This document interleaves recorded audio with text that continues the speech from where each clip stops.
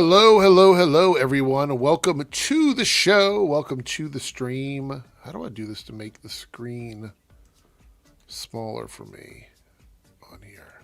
Is it like this? No, doesn't work. What is going on? All right, hold on. Hold on, technical issues. Lower this down a little bit. Whoops. No. Sorry, I'm a little under the weather. I'm having like a sinus issue. So if I sound weird or my energy is a little off, that's the reason why. I also have to check on my internet. Apparently my internet's having issues too. So it's just a lot of stuff happening. Anyway, I don't want to start out on a low. So good to see everyone. Hope everybody's having a good night so far. Let's see here. How do I do this? I thought there was a way to make... There we go. That's what I was trying to do. I was trying to shrink myself down since I'm here by myself right now. Give you guys some visual stuff to look at on either side. We are very close to New Year's. I have to work on Wednesday. I know it's going to be crazy, and I have a bunch of friends that are going to be coming over early. And then we have some plans to go out and visit some friends. So it's going to be a busy Wednesday. So I'm very happy to be here with everybody tonight, chilling and relaxing. It is a busy background, isn't it? It is a little busy. It's one of the... So StreamYard has this thing now where it will offer these pre-made backgrounds. And this is one of them. I don't know how I feel about it, though. I'm not sure. Are we liking it or are we not liking it? Let me know what you guys think. I'll change it if you don't like it. If the chat is like, we hate it, it's awful, I will change it. 100%.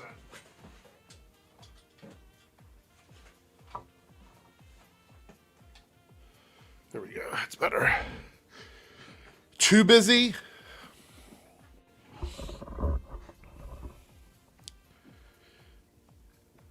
I don't know. I like it. I think it's kind of cool.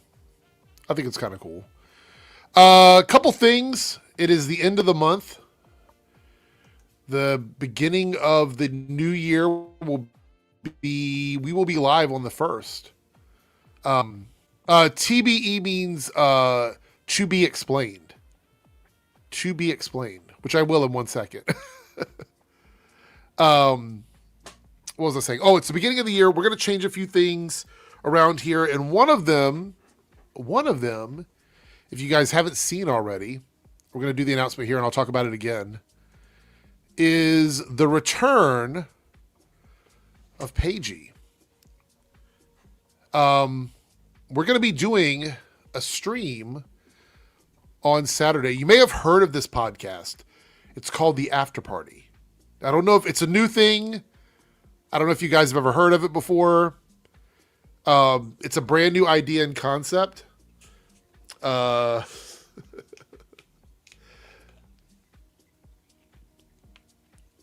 we're both really excited. We're both really, really excited. This is not a permanent background. It's just for tonight. I'm in the middle of making a new background for the next season of Nerdcast. So this is just a temporary background. Just like the little logo in the corner is temporary. Okay, so what is this? What is this stream going to be about? Because I know a lot of people have been asking questions.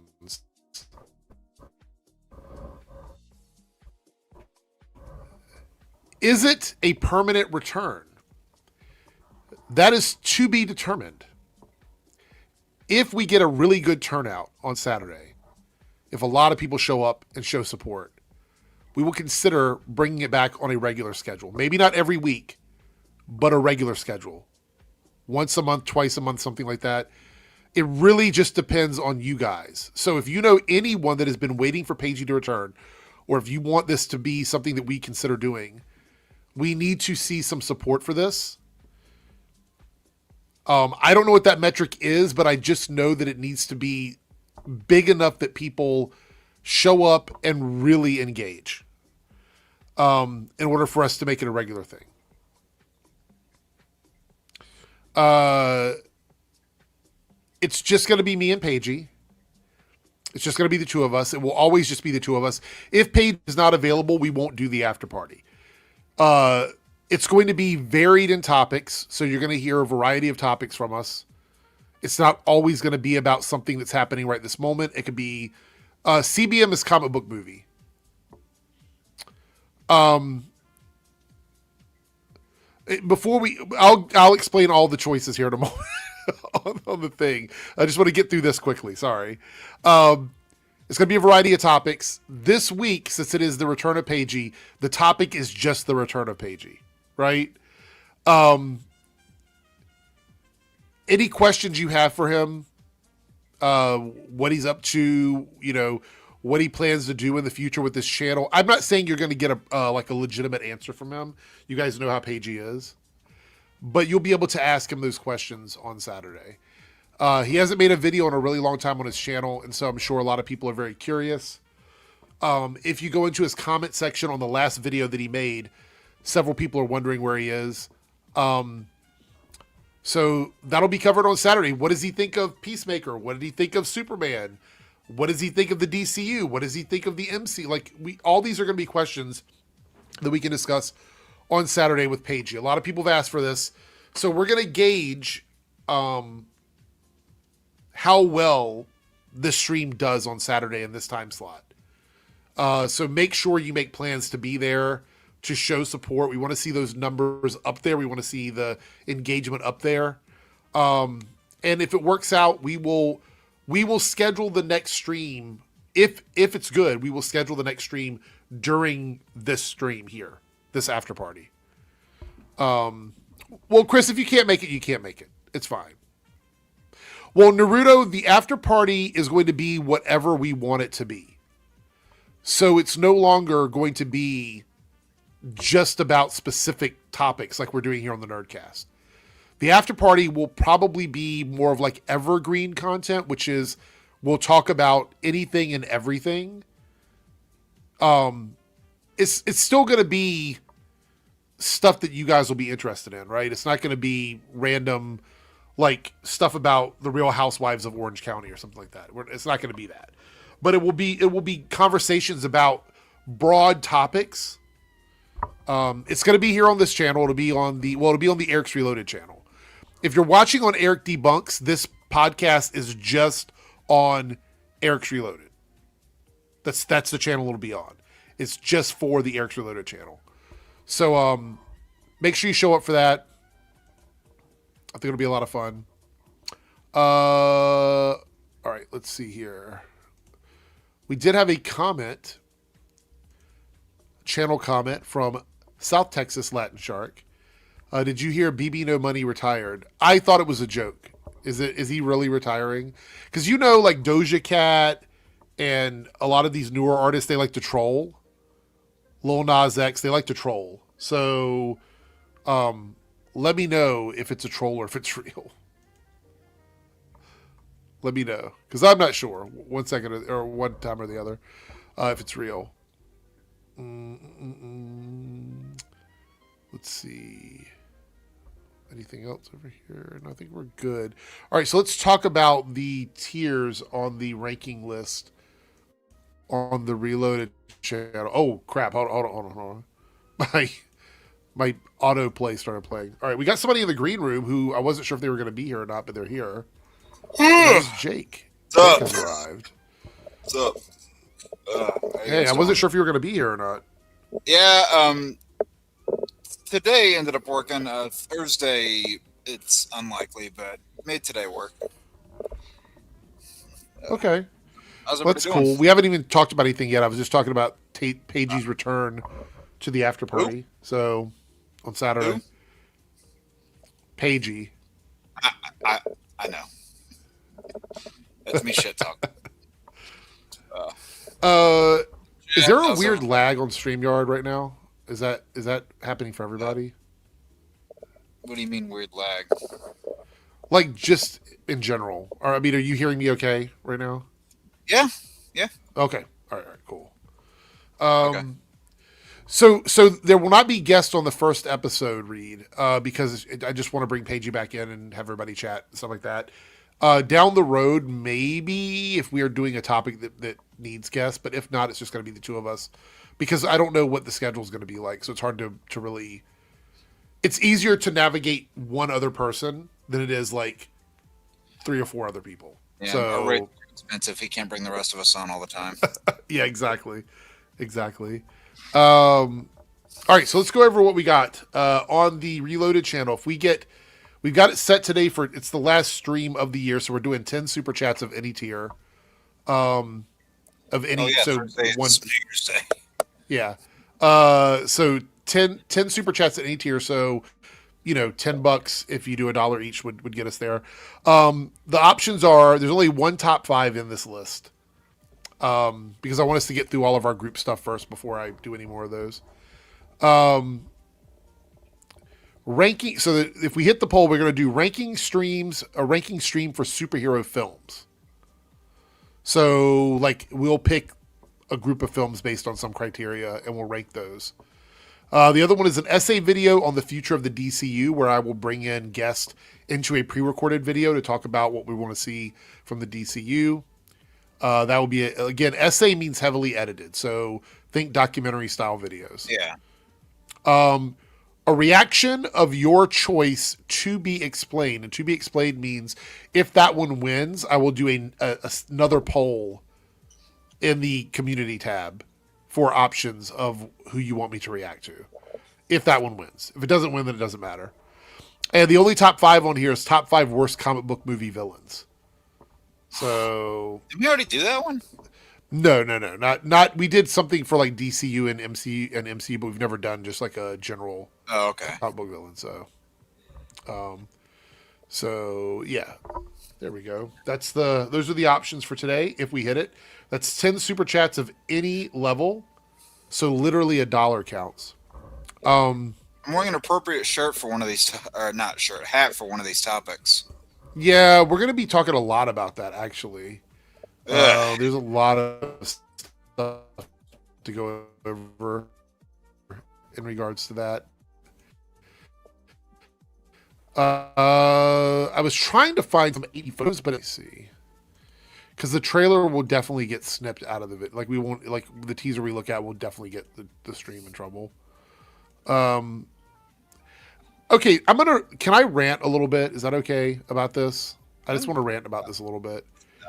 We were sitting in the other room, About and the both, several people were asking me the what? About the whole What would you say? DeMayo thing, or No, just the trailer stuff in general right now. Oh, like with Marvel. Okay, apparently your chat is. I don't know how. I'm hearing it a little bit, but. Oh. Is it my video or my audio that's lagging? A mix. All right, hold on one second. Let me try something.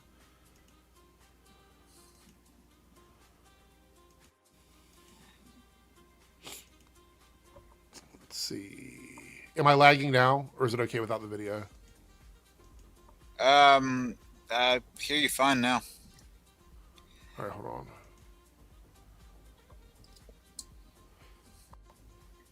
All right, so it's better without the video on. Is that the truth? Is it?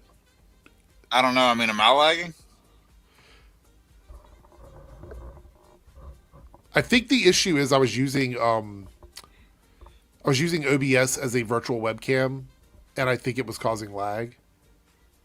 Oh, okay. No lag for me. Okay, that's good. All right, so I'm going to try to hold on. Let me do this. Video. Oh yeah, Gwendolyn X is terrible. All right, it's not letting me. It says, basically says my cam is not on. So hold on.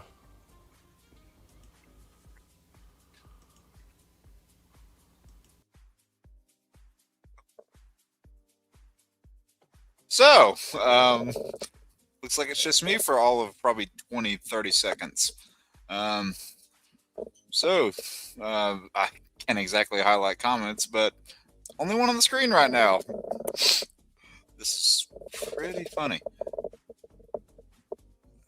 Yeah, I'll just address the stuff that's here.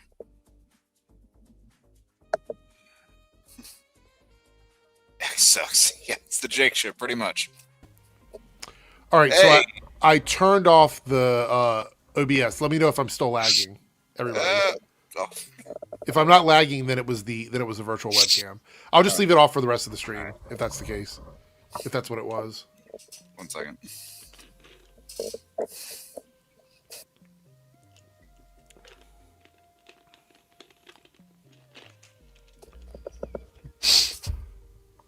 It's what? It's your stream. Everything clear now? Quindolin says it is. So we'll just leave that off for the stream. I don't want to deal with fixing it till the stream's over. What is that? What do you listen to in the background? Oh, Chainsaw calling me. Oh. That's why I was laughing so hard. Sorry. Thuggish Ruggish Stone with a $2 super chat. Eric, I want to hire you to DJ my bar mitzvah. I think you asked me this before, and I gladly said that I would do it. I feel like I've seen this before. Yeah, I would do it, but you have to like literally go through my booking system. $2 isn't enough, my dude.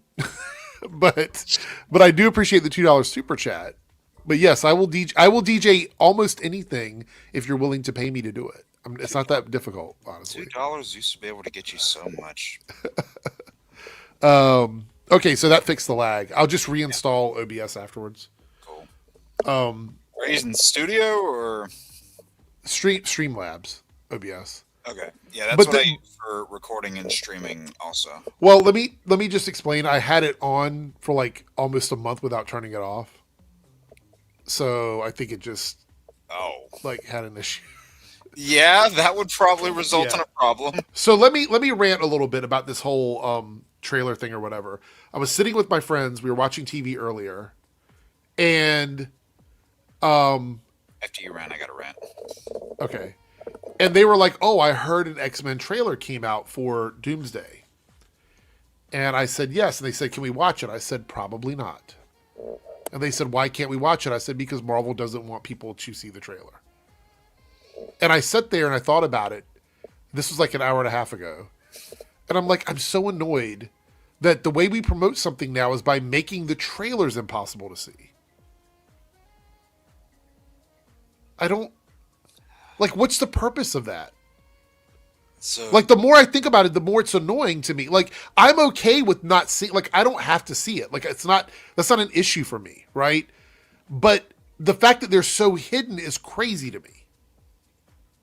Yeah, it's pretty ridiculous.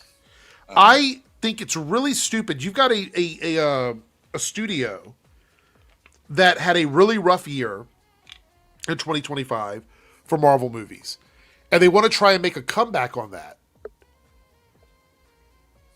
But their way of doing that is by hiding the trailer in front of other movies and not releasing it on the internet.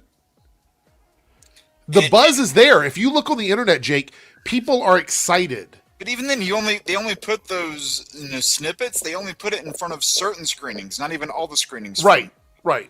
Like for Avatar, only certain Avatar screenings got that.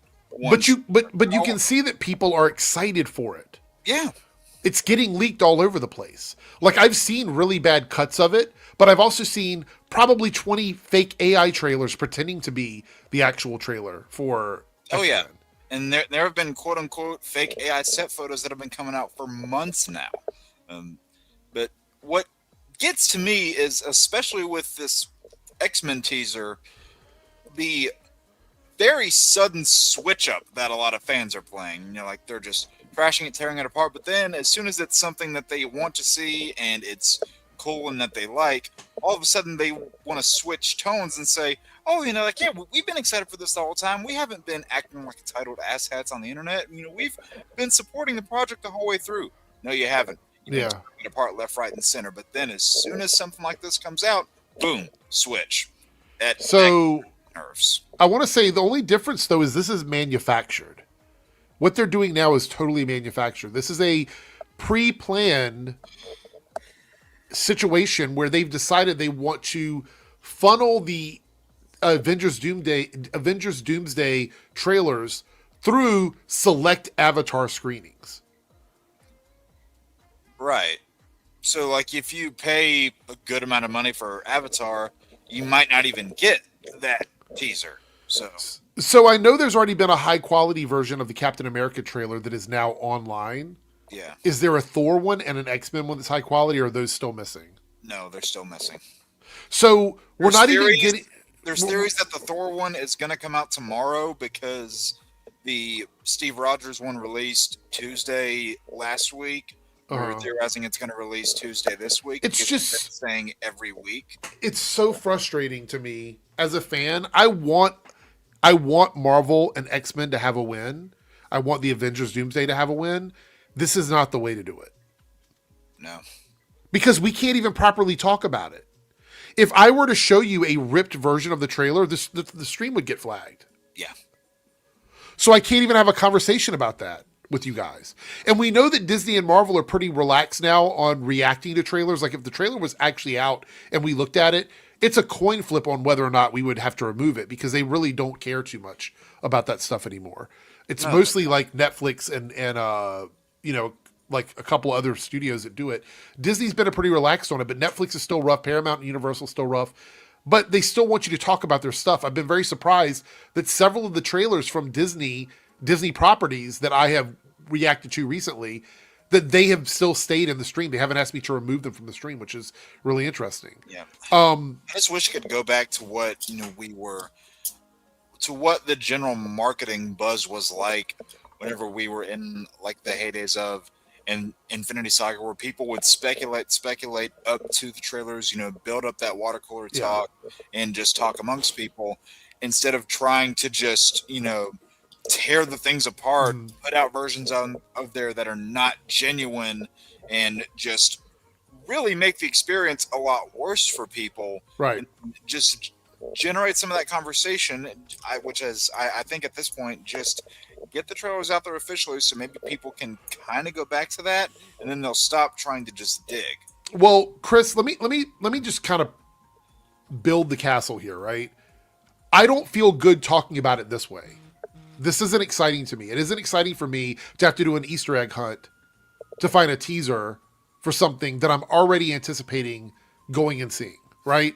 It's not fun. It's not exciting as a fan. For me, there's no net positive to this because you could get the buzz if you just drop the trailer. Like if they had just dropped the X-Men trailer, they would have even more buzz than they have right now because of the fact that the trailer would be out and people would be talking about it with screenshots of the trailer, right? Now we have to sort of circumvent the process to talk about it. And then the casual fans, the ones who are even less engaged than we are, can't find it at all. Yeah. And what we're seeing now is a bunch of AI trailers come in.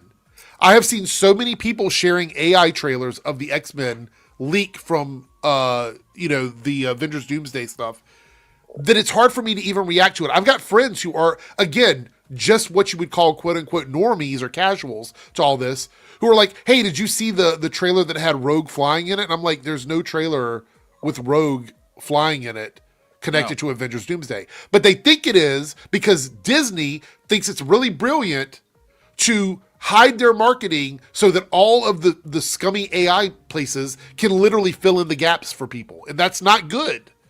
No, because it doesn't accurately promote the movie. No. It doesn't accurately promote what the product is. And that's the issue is you have people. Okay, so I would say, and chat, you can disagree with me if you want. You know how I am. If you feel free to disagree with me, go ahead. But I would say one of the biggest problems that Marvel has had in the last few years is unfulfilled expectations of what these movies are going to be. And right now, with Avengers Doomsday being like the big flagship movie they're promoting at the moment, right? If you have AI trailers that are showing characters flying around and doing stuff that are not in the movie and you don't have an official trailer out, all you're doing is creating that problem for yourself, because now you're going to have a bunch of people that are going to see these AI trailers and they're going to think that this is a promotion for that movie. They're going to go and see the movie, and then none of that stuff is going to be in it. And they're not going to be mad at the AI trailers for that. They're going to be mad at Marvel and Disney for putting out a movie that didn't have the stuff they want in it. That's what's going to happen. That's the fans' fault. No, but it affects the movies because Disney is being stupid about this promotion. I don't think there's a net positive to what they're doing. I know Chris here says that we're still talking about it. Chris, I would be talking about it whether the trailer was out or not out. So that doesn't really mean anything to me. You know what I mean? But the casual audience, the ones that make up the bulk of the ticket sales, they're the ones that are getting bait and switched by AI studios. Well, it's not just YouTube, though. It's Facebook. It's Instagram. Facebook, X, Instagram, TikTok. It's everywhere. Yeah, YouTube can remove them, but they can't remove it from everywhere. And even then, they can just get re-uploaded again and again. I just think it's dumb. I don't think there's any oh, Chris goes here. People bitching about share watch. It's a great job. People are still bringing this up. The current strategy of promo is bullshit. Okay, glad you clarified that. Let me ask you guys a question. And Jake, I want to know your opinion too, obviously. Would we not be having a much more exciting conversation if we could just look at a high quality version of the trailer than sitting here talking about the rip stuff that we are seeing on TikTok and YouTube? Oh, yeah. Because we would know, like, for 100% that's something that they're showing us deliberately. So annoying. And I want my friends to be excited, but I can't even find a trailer to share it with them. I can't say, here's the real trailer. Stop looking at AI. Here's a link to the real trailer. I can't even do that because there is no way to watch it. I'm just over the AI shit. So now we'll be talking about the Thor trailer this week when we finally get a proper version of it. But by then, people will have moved on from that because they're talking about X-Men. And then I imagine that the quote-unquote fourth one that we might get is probably going to be all about Doom. Right. Follow Gemini says, I agree with Eric. I saw a clear leaked Doomsday Thor trailer last week where essentially the real trailer, except whoever uploaded added CGI post titles. Yeah, exactly. They're taking and upscaling the leaks to make it look like it's the real trailer and then throwing in additional stuff that's not there. I saw a 10-minute video today that said leaked X-Men teaser for Doomsday or whatever. In that 10 minutes, 30 seconds of it was upscaled footage that was actually leaked, and the rest of it was completely made up stuff. I think I saw the one you're talking about. It was on YouTube. Yeah, even though YouTube supposedly bans that stuff now. I just so frustrating. Would, like all the people that are trying to make shit with AI and tear stuff out and spoil it for people. I just wish they would stop acting so damn entitled and just wait for the fucking movie. Yeah. Cody coming in with our 1 out of 10 super chats here on the Reloaded channel with a $5 super chat. The last time he did something like this was the Multiverse of Madness trailer at the end of No Way Home.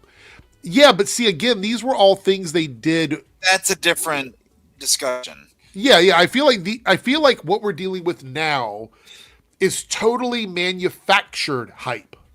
You know what I mean? Like it is a contained hype that they've tried to sort of science, you know what I mean? Like they're like, if we do it this way and we release it this way, money will go over here, and then we'll also get people talking about this, and then we'll wait a week and release it, and by then the other trailer will be out. It feels so convoluted and manufactured.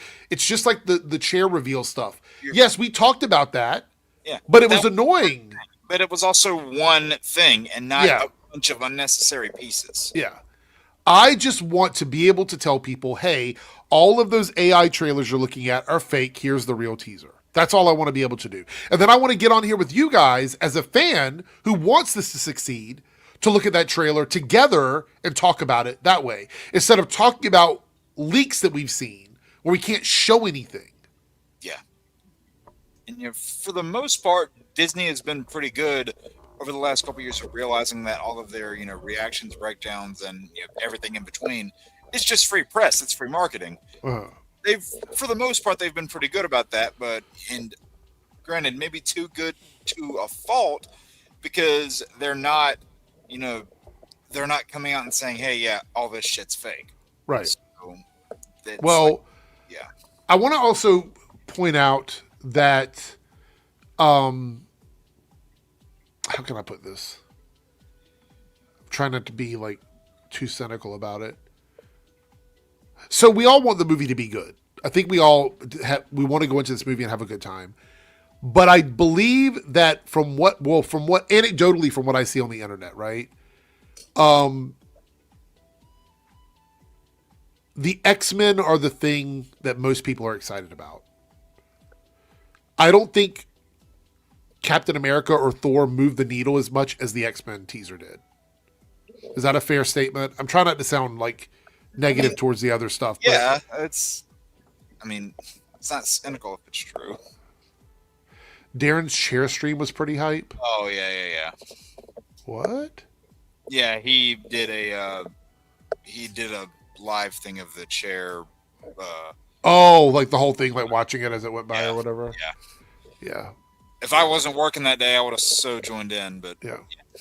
So Solemn here says, "Wait, sorry, you're saying it's manufactured hype through the paywall trailer? How Disney is manufacturing hype through fake leaks?" I think it's manufactured because it feels like they're trying to calculate how all of this is done in a way to emotionally fuck with fans. Because they're also letting the fake leaks go unaffected. Yeah. So the fake leaks aren't the manufactured hype. I actually think that's the negative part of it. Like the fake leaks are the part that I think is a negative byproduct of what's going on. The manufactured hype is that someone at Disney and Marvel, sitting behind a desk, probably a few people, decided that it was in their best interest to strategically leak out these teasers through showings of Avatar, and in a way to, I don't know, bolster Avatar, which is already doing really good anyway. I think it's like almost 800 million already, and it's had a very tiny drop from weekend to weekend. So that movie's going to be just fine. It'll probably cross $1 billion by the end of this weekend coming up. But they try to do that, but Marvel isn't not in a position to do this. They're walking around like they still have the biggest dick in the room, essentially.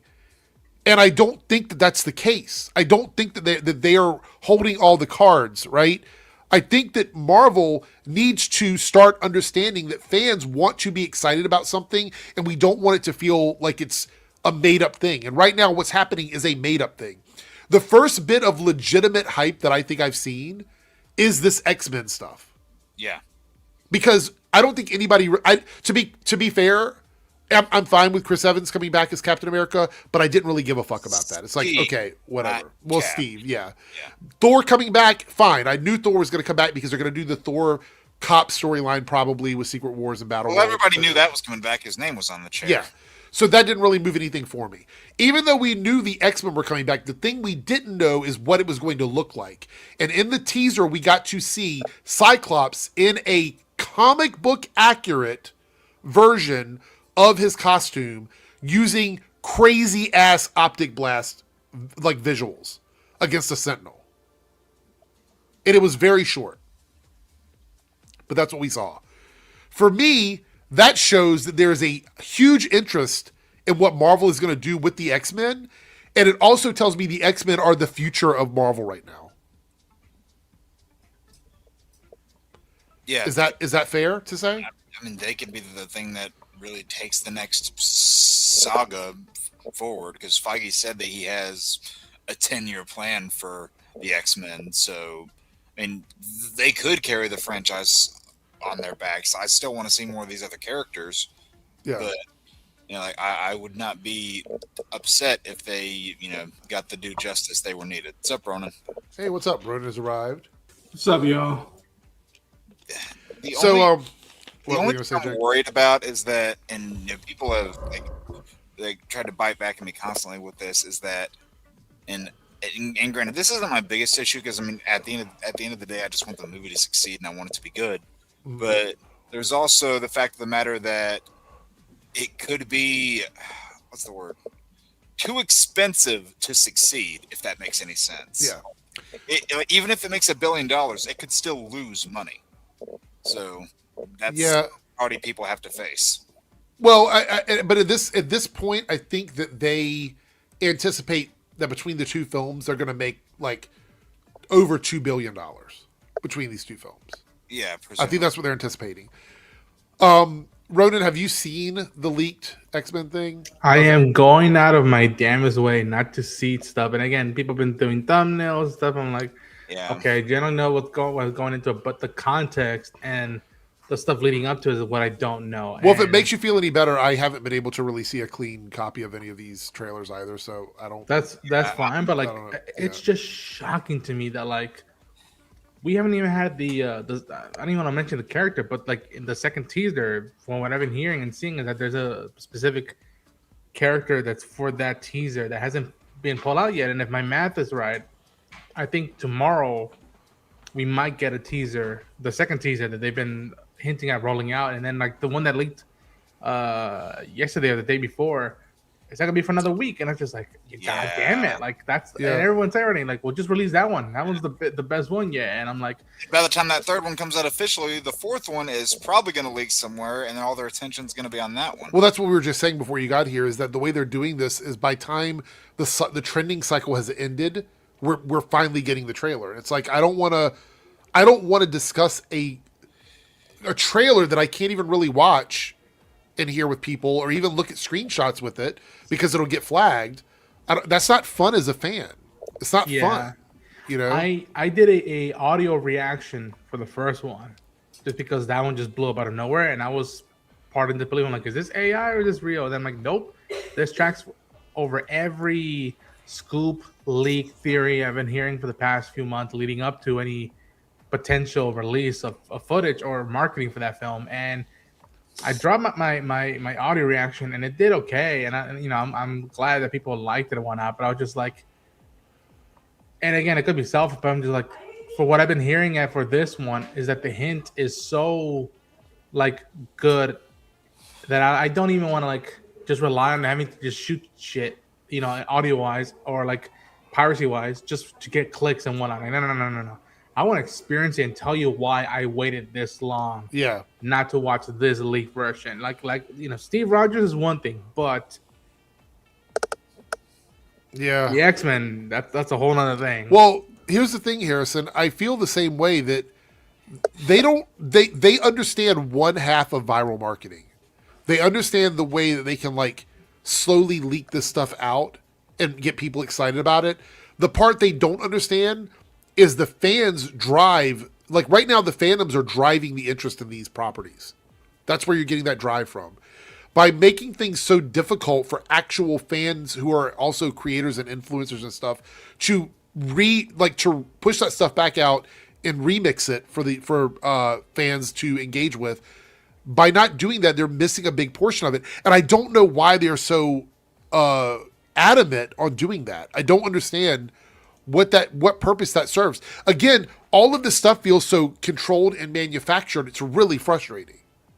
Yeah, I think new rock stars probably did a video on this leaked trailer, and their thumbnail like teased a lot, and I was like, I want to watch it, guys, but not yet until I fully experience it on HD or on 4K. If Marvel and Disney have the money to release a 4K version of the trailer, but like, yeah, like I can't wait to dive into that trailer and put out stuff that I go into it, and I'm gonna tell people like, yo, take this with a grain of salt, and I'm just telling you this from my perspective and my experience with the franchise in this corner of Marvel. And I doubt this stuff would happen, but if they wanted to hint at this and release this as promo for a movie, then what the hell are they hiding for the movie? And I really hope, and I know Drake loves the movie, but I really hope it's not in the Multiverse of Madness scenario for me, where like the first teaser trailer, we should tell them the truth. And it's like, oh, they're willing to show this? What are they going to show in the movie? And it's like the same thing, except snap. And I was like, all right, beyond that, like, hold on to it. Yeah, I mean, I don't know.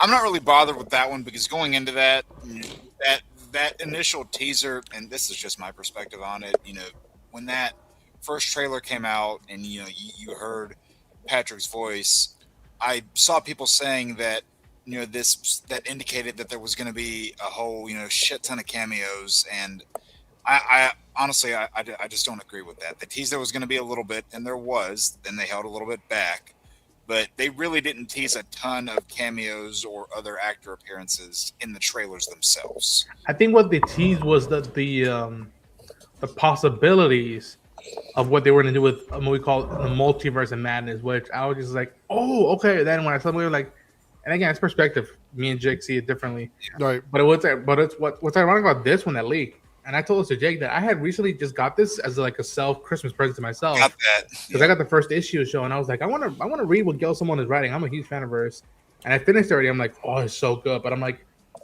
but I don't want to talk about this until the that's officially out, because I could talk about lineups, I could talk about teams, I could talk about the stuff, something I already know about this one that I'm like, yo, is that a reference to this? But then there's a creator, there's a creator right now online who's gone through controversial stuff for the past few years, who was part of a successful, unique project in this corner of Marvel.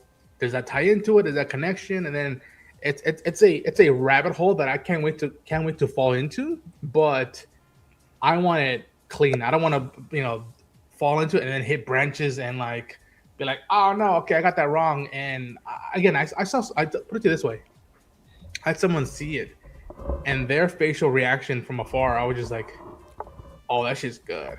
But god damn it, I don't want to. Yeah.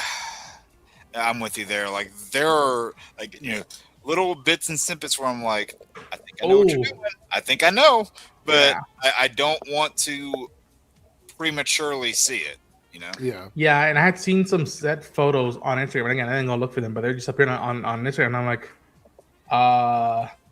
that doesn't look like AI. That looks real. And then I'm like, oh shit, no, don't do the math. Don't do the math right now with what you know about this. But no, I mean, like that little bit that me and Ronan just had about multiverse. Yeah, we see it differently, but we're not tearing each other apart over it. See, it's similar.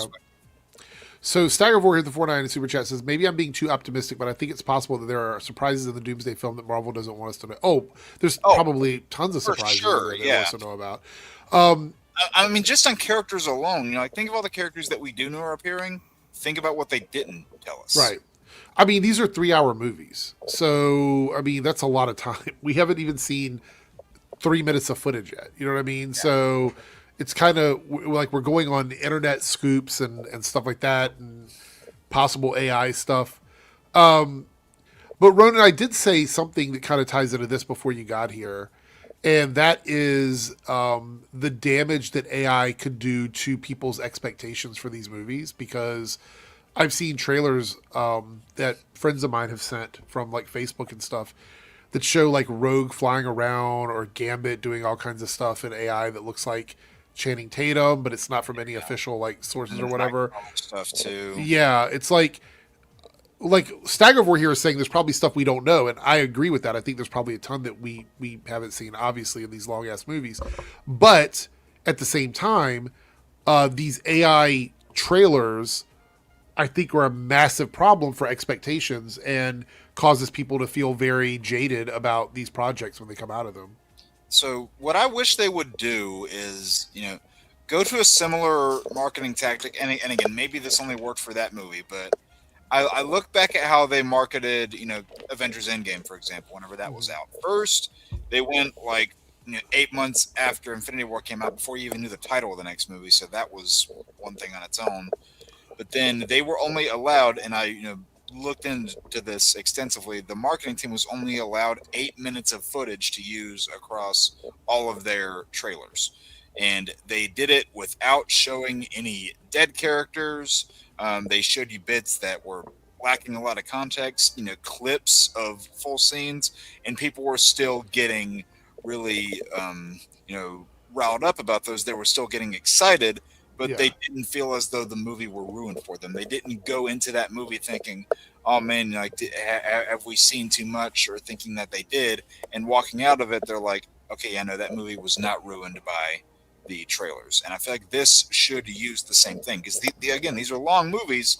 Just tell your marketing team, hey, you can use this amount of footage to market it, because we don't want to give a lot away. You'd be surprised how much out of context simple shots can excite people. Yeah, it's weird, man, because again, I remember watching the Deadpool and Wolverine set photos in a video of like the fight.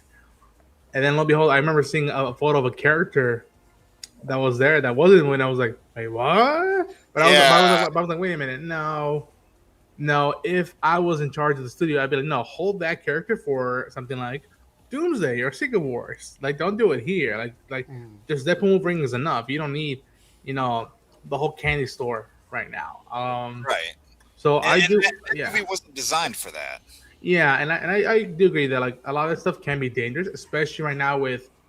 And again, I don't really use it that much except for promoting stuff and whatnot, and sometimes engaging in like gifs and memes. But like, we are living in an era where TikTok is the way people take in entertainment, and they want it at that speed and rate. And when something like that is messed around, I told it to Jake, and I probably told it to you.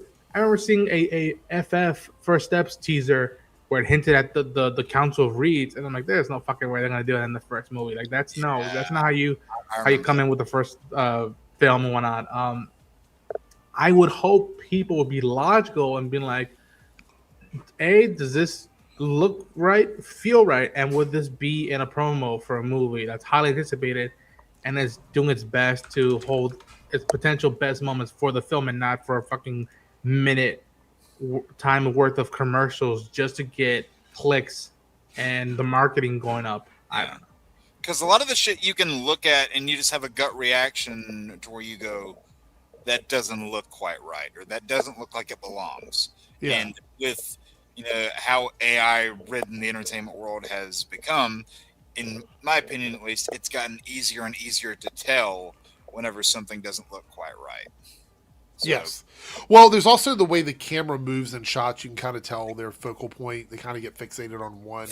But also you'll see, like, and this is one that I always stress whenever I'm like, on one of these shows with you guys and we're watching something that's clearly AI.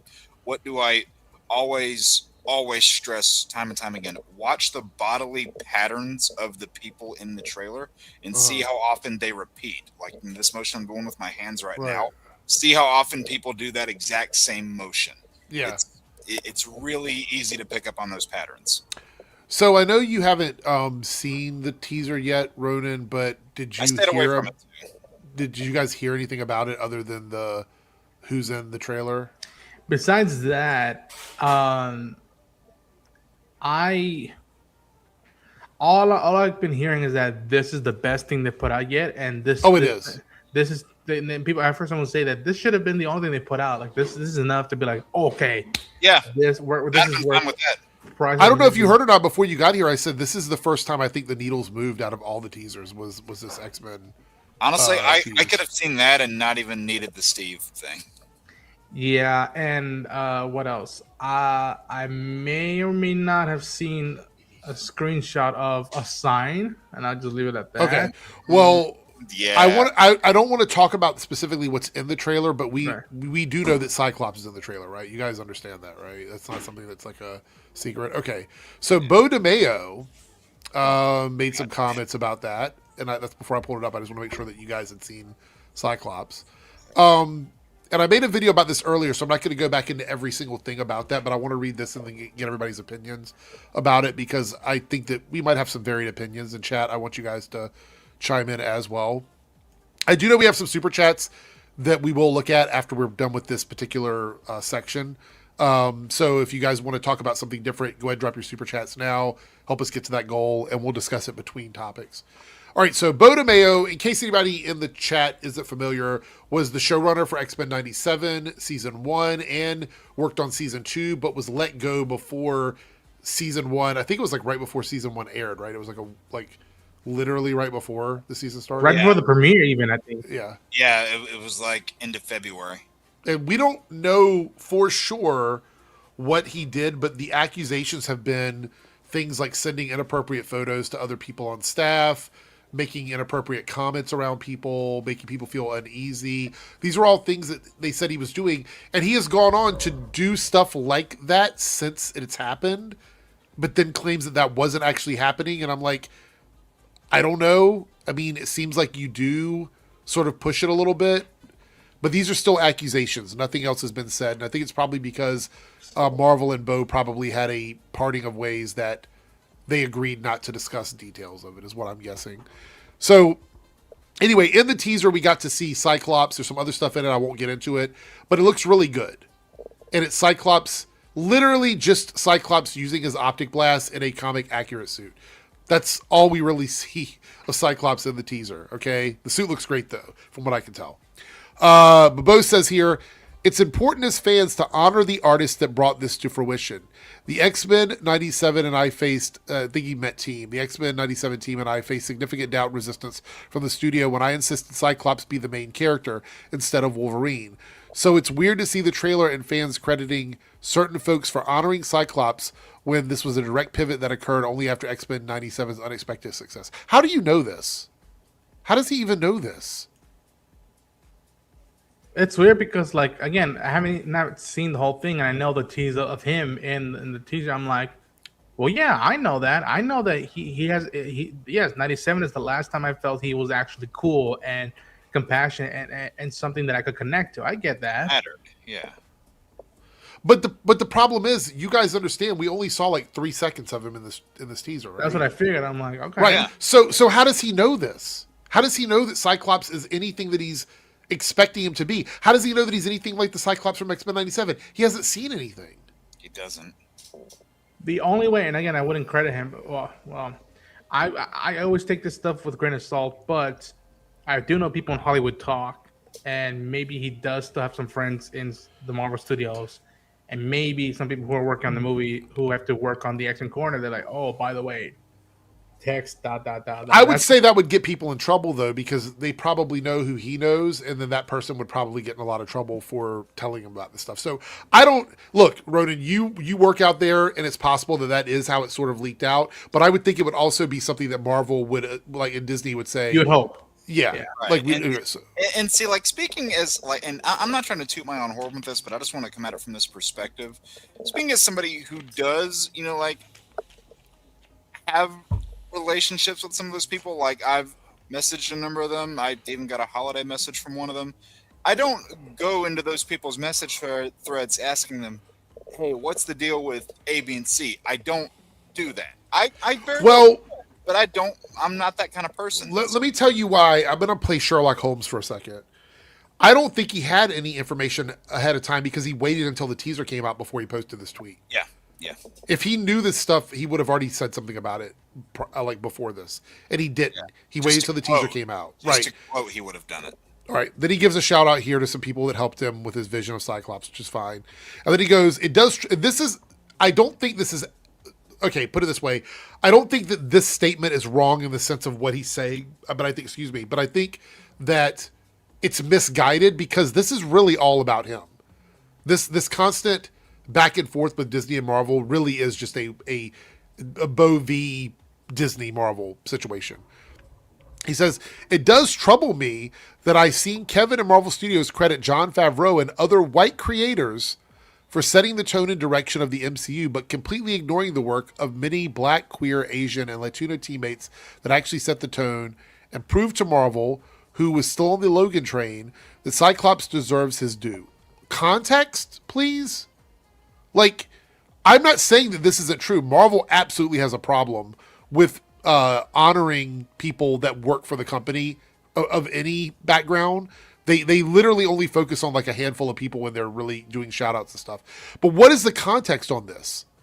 Why are you coming after Jon Favreau? Did Jon Favreau personally denounce something that has diversity in it or something? Like, I don't understand why. This is the same shit that happens a lot of times on social media where it's like you name drop people in a statement, like something negative towards the company, and what happens is people don't go after the company, they go after the person that you name drop. Because Jon Favreau, look, I'm not saying that Jon Favreau has or hasn't done it, but bring the receipts. If you're going to say he did it, bring the receipts. Yeah, hearsay doesn't do it anymore. But it is true. This part right here, ignoring the work of Black, queer, Asian, and Latino teammates. Yes, that is true. In general, specifically, the diverse elements of their teams, yes, they have done that. But please connect the dots for me here on what you're talking about when you mention Jon Favreau. Because I want to understand what that means. Well, bringing in specific names like that, a large amount of the time, it's people trying to get the spotlight off of them and say, hey, look into this other person. It says, this counters the belief that DEI pushes the agenda when you have Marvel's most diverse team all united behind Cyclops. So he's saying here, let me translate this for everyone in case this is a little bit too complex. He is saying that the reason why Cyclops wasn't getting any credit is because it counters the DEI aspect of the team being led by someone who is a person other than a white man. That's what he's saying. He's saying that's why Marvel didn't want to do it, is because Cyclops is a white guy and they didn't want to have a white guy leading a team of diverse people. That's what he's saying in the statement. I know it's hard to understand. That's why I'm telling you guys what this is. Because this argument, Cyclops deserves to do. It says this counters the belief that DEI pushes agendas when you had Marvel's most diverse team all united behind Cyclops, a.k.a. a white guy. That's what he's saying. No, I get that. But I would think, and again, who knows? Because again, time, age, people's mind, who knows where people are at right now in charge of the studio. But I would think they would look at what happened with the X-Men movies in the Fox era, which I admit I'm a fan of those films, and I admit that they are not 100% accurate to the X-Men all the way, but they do get some stuff right. I would think they would have the cojones enough to be like, oh yeah, Hugh Jackman is the star, but if you really want to do that group, that team, that book, it's justice.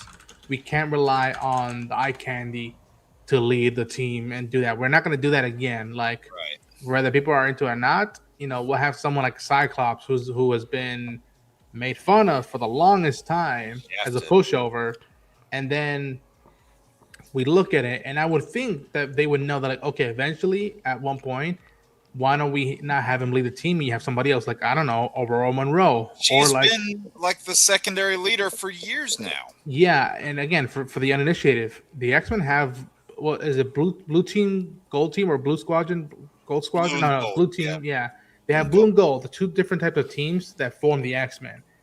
And you can correct me if I'm wrong, Jake. You has always been like Cyclops is leading one team, and Aurora is leading the other team. Yeah. And right now, if I'm not mistaken, right now Rogue is leading the team right now. So I get what he's saying, but I would give him the benefit of the doubt that they're not going to make mistakes that should be easy to spot right before they relaunch the X-Men. So when they So there was a rebrand of Blue and Gold in the 2010s called Resurrection. It was with the X in there.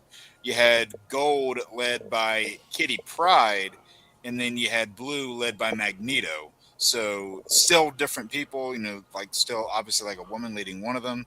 So it's not just relying on Cyclops and Storm. The leaders change with the stories. But I want to point out here, if you think about it, let's look back at some of the live action X-Men stuff that we've had over the years, not counting any of the cartoons, right?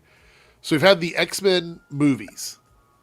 And the X-Men movies, with the exception of Mystique, have mostly centered around white guys.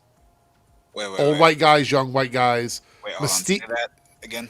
The majority of the live action X-Men movies that Fox put out, with the exception of Mystique, who obviously in the second iteration of those films was kind of pushed as like one of the lead characters. Almost all of the other lead characters have been either white guys or white people in the Fox X-Men universe. Sure. I mean, I would give Halle Berry some notion that like Storm was there, although it is a take of Storm. I know for me, New Mutants, I think it's mostly Daniel Moonstar who's that, but yeah, for the most part, it's mostly been Hugh. Right. I'm saying the balance is mostly right. Yeah. So his argument here falls down for me because he's acting like they've had diverse leaders of the X-Men in the live action movies for so long. That's why they didn't want to put Cyclops as the lead. That's a false statement. That's not true. Having Cyclops not as the lead, there's a lot of reasons. If you read comic books, you will know why Cyclops typically isn't the leader of the X-Men post like the 80s and early 90s. Because he's been a very controversial character over the years. It's very soap opera-ish. Yes. Oh, yeah. And it goes all the way back to the fucking 80s, if you want to be honest, when Madeline Pryor was introduced, and he had a kid, and all of this other shit around Jean Grey, and then the Phoenix, and all that other bullshit, and then the Goblin Queen shit, all that stuff. It goes all the way back to that, right? He has not been well loved because of decisions the writers had him make in the comic. He's not a real person. So he's how people wrote him, right? So these are the decisions the writers made for this character back in the day. And he's never fully recovered from that. Yeah. That's the reality of it. 97 was the first time he had gotten put into spotlight again. Yeah. Because, like, in direct opposition to the movies, he was competent, he was a leader, he was badass in the field, and not directly, but throughout that entire season, you never felt like Wolverine was the leader of that team. You always knew it was Cyclops. Well, Wolverine never wants to be a leader. That's the thing. No. Wolverine doesn't want that role. He doesn't want it. He even hates it when the Sweeties left in charge at school. There's plenty of comic books where you see him where he's the one person left, and he's like he fucking hates him. He hated that back in the day. Yeah, like the whole issue with Kitty Pryde, whenever she's trying to get closer with him in one of the new X-Men books, I believe it is, and not saying new as in recent, like the ones from 20 years back. Yeah, he's just being kind of a grumpy old dick the entire time, and she's trying to get closer with him. She eventually does, but he hates the chaperone position that he's left in. So then he goes on here. He says, more disheartening, right? More disheartening is seeing fellow artists like the Russo brothers, we're dragging them into this now, completely ignoring our hard work and contributions. Bro, the movie isn't even out yet. But the movie isn't even out yet. How do you know they're ignoring you? Yeah, I would be shocked if at any point when we see interviews or marketing leading up closer to the movie that they don't mention X-Men 97. I would be really shocked if they don't mention X-Men 97 because, and again, I'm gonna give the credit to Beau and his team that 97 is the best X-Men thing thus far. I agree. And now the MCU's hard work just double because you have to. Not say you have to beat that, but you have to reach that same level or go beyond it. You can't just rely on the old Fox movies anymore. No. But I would say here, so there's a. And I haven't heard them talking trash or. No, that's the thing. It's not like they've gone. They have not claimed. Here's the thing. None of the people that he's named here, none of these people that he's named have ever claimed any responsibility for any of this stuff. None of them have. I do think that and I've also had similar and it's nitpick, personal things that I would appreciate more if Kevin Feige was at the X-Men 97 premiere and seeing this is Marvel Television, but at Marvel Studios, I'm so happy that we got this to come to fruition and that none of the rest of the world can do that. I remember having similar issues when Kathleen Kennedy would not be at every single big Rebels event, and it's yo, this is probably the best thing you've been putting out in the studio, and it's an animation, it's a TV show. I get behind it. I know the marketing and the movies and the Vanity Fair and New York Magazine interviews, but get behind this thing that's objectively or popularly the most successful thing you've got going. And so I don't get that notion, but I don't see Kevin or the Russos throwing 97 in the bus. I mean, to be quite frank, if they were engaged in that Discord right now, I'd be yo, you got a 3-hour movie to edit and get it right. Don't focus on this stuff, this notion that get the movie in the can, and then you can engage with talks about this if you want to, which again, I would be shocked if either Kevin or the Russos would bring it down. But here's the other thing. These are teasers, right? These are teasers about this. Why would the Russo brothers go out now and start spoiling something about the movie by saying anything about X-Men 97 and any sort of connection to X-Men 97? This is a knee-jerk reaction from somebody who's coming off very, very fucking self-serving with Beau DeMayo. And I want to be Team Beau because he did a fucking great job on X-Men 97. But this kind of shit is just not it for me. He goes, and then we did it with a quarter of the resources and supplies they've been given. So what? And what does that even mean? Yeah, I get that because I've heard stories about recent shows, big animated shows that also got a treatment that I was not aware of. I didn't believe until I heard it. So I get that notion, but don't add that as an excuse or a reason why, I'm trying to be respectful. Yeah. This feels like what the fuck? They're throwing shit at us, but my dick is better. And my dick is bigger. It feels like a dick measuring contest. And why is there a need for that right now? But let's look. So Jon Favreau here and Russo brothers, who have said nothing negative about Beau DeMayo, and as far as I know, didn't have anything to do. Kevin Feige, none of these people had anything to do with whatever happened with him on the show, or with his show or whatever. He's sitting here calling them out for stuff that, like, these are people that have never said anything negative. As far as I know, have never said anything negative about him or X-Men 97. So now because they're not sucking his dick, there's a problem? Favreau is in post-production of Mando and Grogu. Like, Yeah. I don't get that. Like, the man's busy. He's got stuff to do. I will totally be on Team Beau if the movie comes out and rips off X-Men 97 and doesn't give them any credit. I will totally be on Team Beau for that. I'll be like, yeah, fuck these guys. I can't believe they did it. However, we don't know that's what they're going to do. And I'm not going to be a fucking hater channel where I'm like, let's fucking hate this movie because Beau DeMayo got in his feelings about a 3-second teaser of Cyclops. Like, no. I'll do this. I promise this from Ronin Unchained, from my channel, from my corner of the internet. When I get to finally see this teaser in HD, officially released, and I do a reaction, and then I do probably a breakdown or review separate video, I will happily shout out 97's team, Beau and Chase Conley, Emmy Unamaro, and everybody else who worked on it. I will happily give them the roses and be like, yo, because of y'all, y'all put the X-Men back on a pedestal that can rival the Avengers. And I also want to point out, had to have their flowers too. Exactly. I also want to point out how awkward is it to be still members of the team while Beau is doing this and calling your names out? You know what I mean? Like, how awkward is that? Say, for example, I was working on a project still employed by Marvel and Disney, and one of the ex-employees who I worked with decides to constantly name drop me in these fucking diatribes going after Marvel. You know what I mean? And going after Disney. It's got to be awkward. It's got to be awkward. Of Capone's points, because a lot of the story beats from 97, Beau didn't create those story points on his own. No, that's the thing. He's not giving credit to those other people. That's what I'm saying. I searched. Look, I went on Beau's page to see if he had ever talked about any of the writers. There's like 3 tweets over the last 3 years about Chris Claremont, and they're simply reply tweets. He doesn't do this. He doesn't give love to the writers and the people who made the things he's adapting, which is why it's fucking crazy that he's doing this to these guys when he's literally adapting other people's work. Yep, and he's complaining when he doesn't get the response. That's what I'm saying. Like, this whole thing is crazy. It's crazy. Like, Beau, you're not doing it. You're not doing it. You're not out here sucking their dicks. You're not out here fucking talking about Chris Claremont, Jim Lee, Mark Silvestri, John Byrne, all the people that made these stories that you're adapting. You're not out here doing that. Do you credit them every time you do something?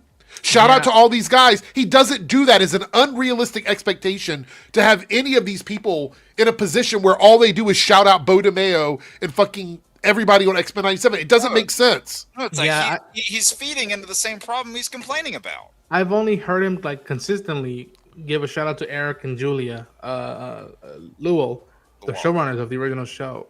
And from time to time, I think maybe Larry Houston, who should also be getting. And then like maybe Mark Edens would get a note here and there, but but then again, like I would, here's the thing, right now a very famous director, who's shooting his own movie, has been putting out photos almost on a daily basis on his Instagram, about a particular version of an era of a big IP DC.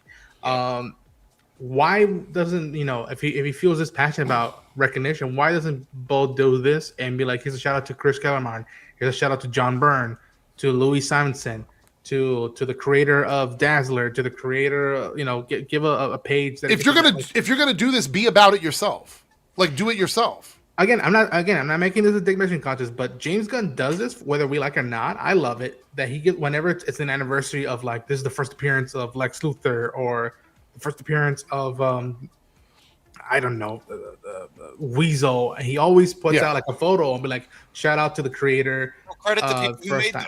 Yeah, like I would think that, like, again, if I was in that position in Hollywood Power, I would do that, because that's free marketing, that's honorable, and that gives your street cred going, like, all right, your history, and you're not just reading the basic stuff that most people who would go into Marvel. Oh yeah, the X-Men and the Jim Lee and Chris Claremont best-selling book about that. Like, no, beyond that, Well, these that. people wouldn't be doing what they're doing if not for the people who made them. So, Yeah. Well, I also want to point out he is pretty much, and this will be the last bit, and then we'll move on from here. But I do want to show a tweet from him. He has aligned himself with all of the negative people here on YouTube. He's actually been a guest on some of their podcasts, gone on these shows where people hate black people, hate women, hate Latin people, hate fucking gay people, whatever. He's aligned himself with these people. And here goes the tweet that he made, where I'm like, do you even know who your fans are anymore, Beau? Do you even know who they are? So he says here, and guys, read carefully. I've actually said I like Marvel's trailer rollout plan. I don't. And then a lot of the footage looks awesome and promising, especially the X-Men. Even though you just fucking spent a whole tweet trashing the fucking... Never mind. I've spoken about how much I love Fantastic Four and Agatha despite some quibbles. I've enjoyed Thunderbolts, even if it didn't necessarily make a big impact on me. At the same time, I do have some concerns about the process, and I feel bad for all the insanely talented actors, many women in POC, who were promised to be the new face of the MCU. This is why I can't totally dismiss Beau, because some of the things he says I do actually think, I think it should be discussed, right? Who were promised to be the new face of the MCU, from Blade to Sam to Yelena to Shang-Chi to Moon Knight to Kate Bishop, and who were not given proper attention and received movies and TV shows that elevated them the way the OG actors were. Absolutely. This is something Marvel itself admitted to this past June when they spoke about doing too much too quickly, so I do feel bad for those actors giving their all to those roles to be sidelined because the studio rushed and struggled to support and execute their solo movies in a way that resonated. This happened after that tweet, and this is a cover-up for everything that he said. Because there's nothing wrong with any of this, but bro, that's not what you were talking about in your first tweet. You were talking specifically about X-Men 97 and them not sucking your dick. That's what you were talking about.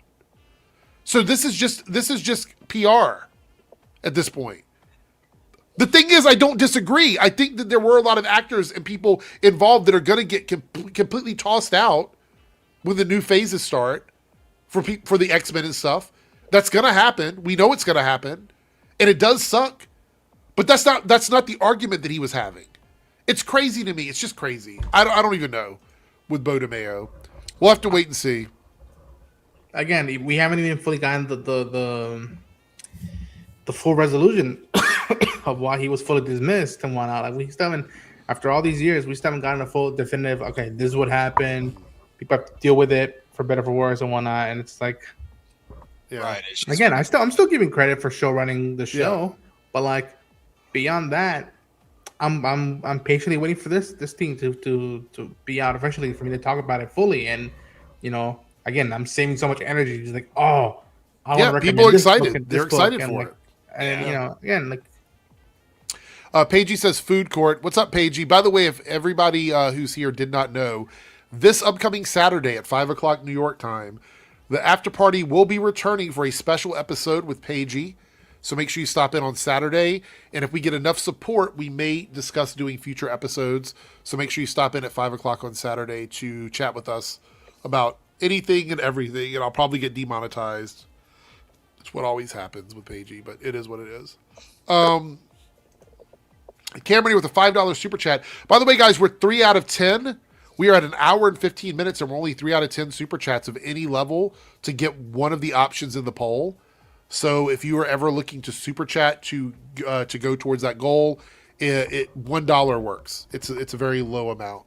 So and we have to do this now because I will get demonetized on Saturday. I'm pretty sure. So have I seen the first absolute look of Poison Ivy? I actually bookmarked it. Let me look at my bookmarks here. Oh yeah. Some people were saying they didn't like it. Have you seen people saying they didn't like the way this looked? No, I was fine with it. What are we thinking, fellas? not bad. Ronan's head nod up there. I'm looking respectfully. Here we go. I mean, the feathers on the arms are a little much, but I still like the design. It almost looks like a priestess look. You know what I mean? Like it almost kind of reminds me of. There's a little bit of a poll here. Craven's girlfriend from Marvel Comics, Calypso, kind of reminds me of the way she looks. If anybody knows that character. The character from Let There Be Carnage? No, that's Shriek. Oh, okay. I thought Yeah. it was Calypso. Yeah, I think they gave her the signature hair and everything. She's got the red hair and she's doing the sex appeal thing, which I think a lot of people were wondering how they were going to portray her in the Absolute universe. I like the design. I see a lot of people saying it looks like AI to them. I don't think that's true. But I like it. Definitely like it. Could have been worse. The neck looks bad. Yeah, the feathers around the neck are weird. I agree. Yeah. Reed says I'm getting Mystique vibes. Noah says like a shaman. Yeah, I can see that.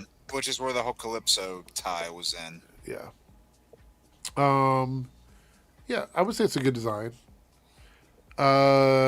Anthony says nice design. Don't like the feathers, but I like it. Yeah, the feathers are a weird choice, right? I feel like that might be a weird that's choice. my only thing where I'm like, I don't know. All right, so this is a non-super chat, but I did star it from earlier, and it's from Extra Hero. It says, Eric is an expert on grifters. What is Nicki Minaj doing? It's clear it's not authentic because it's literally different. Yeah. So all Nicki Minaj is doing... Okay, so let me give context for this because people may not have heard about this. Some people don't give a fuck about Nicki Minaj, which I totally support. If you don't want to give a fuck about her. I'm not a barb myself, so it is what it is. But Nicki Minaj, who has been a huge portion of an artist in the gay community in the sense that she's obviously not a gay woman, but she's very uplifted by the gay community, has basically joined Erica Kirk at the Turning Point USA event from last week and went on there saying stuff like boys should be boys and stuff like that. So I'm going to just be brutally honest with this. It's about money and pardoning. Like she's without getting in trouble with YouTube, she's got people in her life that need pardons at a federal level. She knows they need pardons. There's not a lot she can do about it. She apparently has got some issues with money going on behind the scenes with some other like lawsuits and things that are happening. And her last album, I don't think did very great. There's money. I talked about this before. Grifters and scammers do it. They go where the money is. There is money in right-wing grifting. That's it. That's what it is. Like she's going to make as much money as she can off of the right-wing grifters and then hope and keep her fingers crossed that when all of this blows over, she can just come like crawling back to all the communities that used to be fans of hers. That's it. That's the way that works. People's morals have dollar amounts. Yeah, absolutely. Absolutely. All right.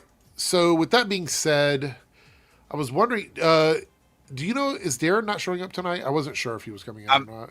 I messaged him. He hasn't responded yet. Okay. He's active on Discord right now, so. All right. I was kind of waiting around for the Stranger Things thing because I know we talked about discussing it tonight, and I know you're not watching it, right? You're not watching Stranger Things at the moment? Yeah, I am. Okay. All right. I wasn't sure if anybody else was watching it. Who told you that? So no. I just wanted to make sure that I knew everybody that was going to be here, and I thought Darren wanted to talk about these episodes. So I was on his show last night when he talked about them. All right. So here's a new thing. Stranger Things finale expands theatrical releases with more locations added. So you might want to check your local listings to see if somewhere around you has added a Stranger Things finale viewing in case you want to check that out. Yeah, that's a pretty big deal. Let's see what else we got here. Just make sure I have everything. Is anybody on the panel or anybody in the chat going to see Stranger Things in a theater? Probably the day after. The day after, I'll probably go see it early in the morning or midday. Okay. I got work to do this week to make up because hours going to be cutting, but hopefully I can catch it in the theaters. Also varies because I'm going to react to it hopefully during New Year's Eve. And if it's good and I really dig it, then hell yeah, I want to see it in the theater. But if I'm like, it's okay, I'm like, I'm not missing much, so we'll see. Yeah, I'm really curious to see how this all wraps up. All right.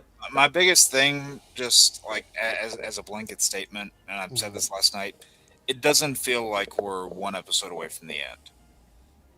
Yeah. Salam says $5 super chat. Good Lord, please no Aiden Ross. No, we're not going to look at anything that I've already looked at earlier. I did a video earlier where I talked about the controversy. We're not going to look at any of those things. I do have an article we're going to read, but if you want to go see that, go watch the video from earlier today. All right, so right now it looks like Stranger Things is getting review bombed on various sites. Shocking. Stranger Things Season 5 gets review bombed amid Will's coming out scene. Now, this is People from... are acting like the episode hit their dog or something. Yes, it's a little ridiculous. The Hollywood Reporter... God, the one thing that it really sucks for me right now is these articles, and I pre-read this one a little bit before we went live just to make sure it had what I wanted in it. When you have places like Hollywood Reporter reposting stuff that people say on Twitter, it's really frustrating. Because I thought these outlets had a little bit higher barrier to entry, but they don't seem to. They're just quoting people from Twitter, saying awful things. Anyway, it says here, some fans are turning on the Netflix hit as the show's series finale approaches. The Rotten Tomatoes score for the final season of Stranger Things has turned upside down. The show's score has plummeted in the wake of the release of the second batch of episodes from season 5, falling to a series low 57%. I wonder why. The show has also received plenty of backblow on social media since the Volume 2 episodes were released on Christmas Day. The reasons are a bit complex. I don't think they're very complex. I think I can explain it to you very simply, but let's see what they say. Simple. The show already received some pushback during the release of Volume 1 last month with an audience score that was reportedly in the 70s, below prior seasons, which averaged 86% or higher. Some fans gripe that the writing of the new season hasn't been as strong, with characters voicing too much overlapping exposition and bickering amid thick layers of special effects. Now, yes, for the first 4 episodes, I do remember there were conversations about why people did not particularly like the first 4 episodes, but those conversations were actually pretty thoughtful. The people were not happy with the way characters looked, how they aged up. That was one of the more superficial comments about it. The other one is that it does feel like some of the characters are not, they're dialing it in this season. And that's also fair. In the first 4 episodes, I feel like those are fair criticisms. However, it goes, some of the worst writing, and this is talking about the most recent episodes, some of the worst writing I've ever seen on a major TV show, one fan wrote on X. A fan. So just a rando on X wrote this. Every single scene in season 5 is exposition. Well, that's also hyperbole.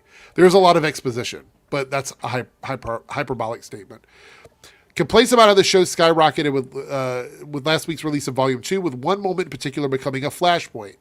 In the show's penultimate episode, The Bridge, Will Byers came out to his friends in a lengthy monologue. The moment came as the Hawkins kids prepare to face the villainous demon Vecna. The Bridge is now the show's lowest rated episode on IMDb. Okay, let's think about this for a second. That episode was no better or worse than any other episode that they've had in this season so far. So I don't have an issue with the scene. Like it's itself, people are really harping on that scene. The quote unquote issue that I have is really not even just exclusive to that scene, but with a lot of scenes, in particular this season, where like the individual character moments themselves, I think, really work in a vacuum. Whether it's Will's coming out scene, or the long talk between Nancy and Jonathan, or the stuff between Holly and Max, all of that stuff works in a vacuum. There's more than that too. You're forgetting some of the other characters that have these long conversations. I know. Yeah. I just listed off a few as examples. My issue is where they are placed in the episodes, and that especially with The Bridge, we are presented as like, hey, November 6th, this is the day it's all going to go down. This is it. But they're telling you there's stakes, but you're not feeling any of those stakes. You're not feeling like it's ramping up to something. Right. And they're saying, hey, we need to go do this now, but no, let's pause and do this scene where we're talking through our feelings, or with the Nancy Jonathan bit, where they're, rushing to get above the table, having a 10-minute scene. And if I may, they had a pretty stupid resolution to that, where But nobody's complaining about that scene, though, the thing hardened just, because the thing hardened right before it reached people. and my thing is, I don't have an issue with the whale scene in particular, just the way it's structured, but it's not even exclusive to that scene. It's I understand, but that's why it narrows it down to what this is actually about, because I don't see anybody complaining about those other scenes. There's plenty of scenes in these last 3 episodes that feel like they're out of place where they are in that moment. You know what I mean? Like the arguments about whether or not a certain person is lying to someone else in the midst of like some massive, fucking issue that you're having. But I also want to point out, this is TV. They have to find somewhere to put these conversations at in the middle of action. And I'm not saying they're making the best choices, but I'm also saying I have not seen anyone complain about any monologues or conversations other than the Will one. And the Will moment is actually the one that makes the most sense where it's placed, because he is a moment for everybody to sit there and take a breath. He has a chance to talk directly to everyone all at one moment. It makes the most sense where it's placed compared to all of the other scenes, but everyone has a problem with Will's scene. Now, I know, Ronan, you wanted to say something. Did you want to chime in? I'll say this. I love Max and Holly's scene right before Max goes through the gate, but I in rewatching it, and even after we had seen it, I was like, wait a minute, the door is right there. Why are we stopping for 7 minutes to say a Rocky Balboa speech? Right. And all this stuff. That one I also had issue. I'm just like, and again, I'm not a person of the LGBTQ plus community, so I can never fully fathom or know how much what that goes through it. Mm.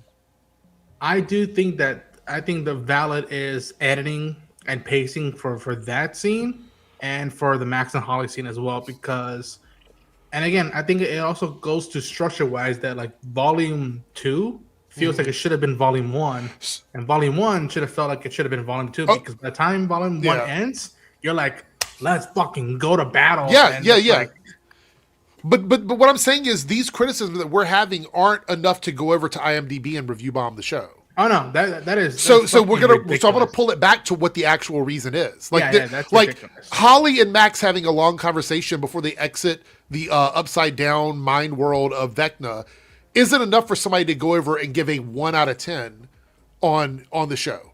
No. What would be the most logical reason somebody would go over and give it a 1 out of 10? It would be the Will speech about coming out. That's ridiculous. And again, I saw that rating. I'm like, wait a minute, that's for episode 7. I wouldn't go that low for that episode, but I would go lower for, in my opinion, my least favorite episode of the volume is the episode fucking, was it 5? Yeah, 5. The first one of this volume.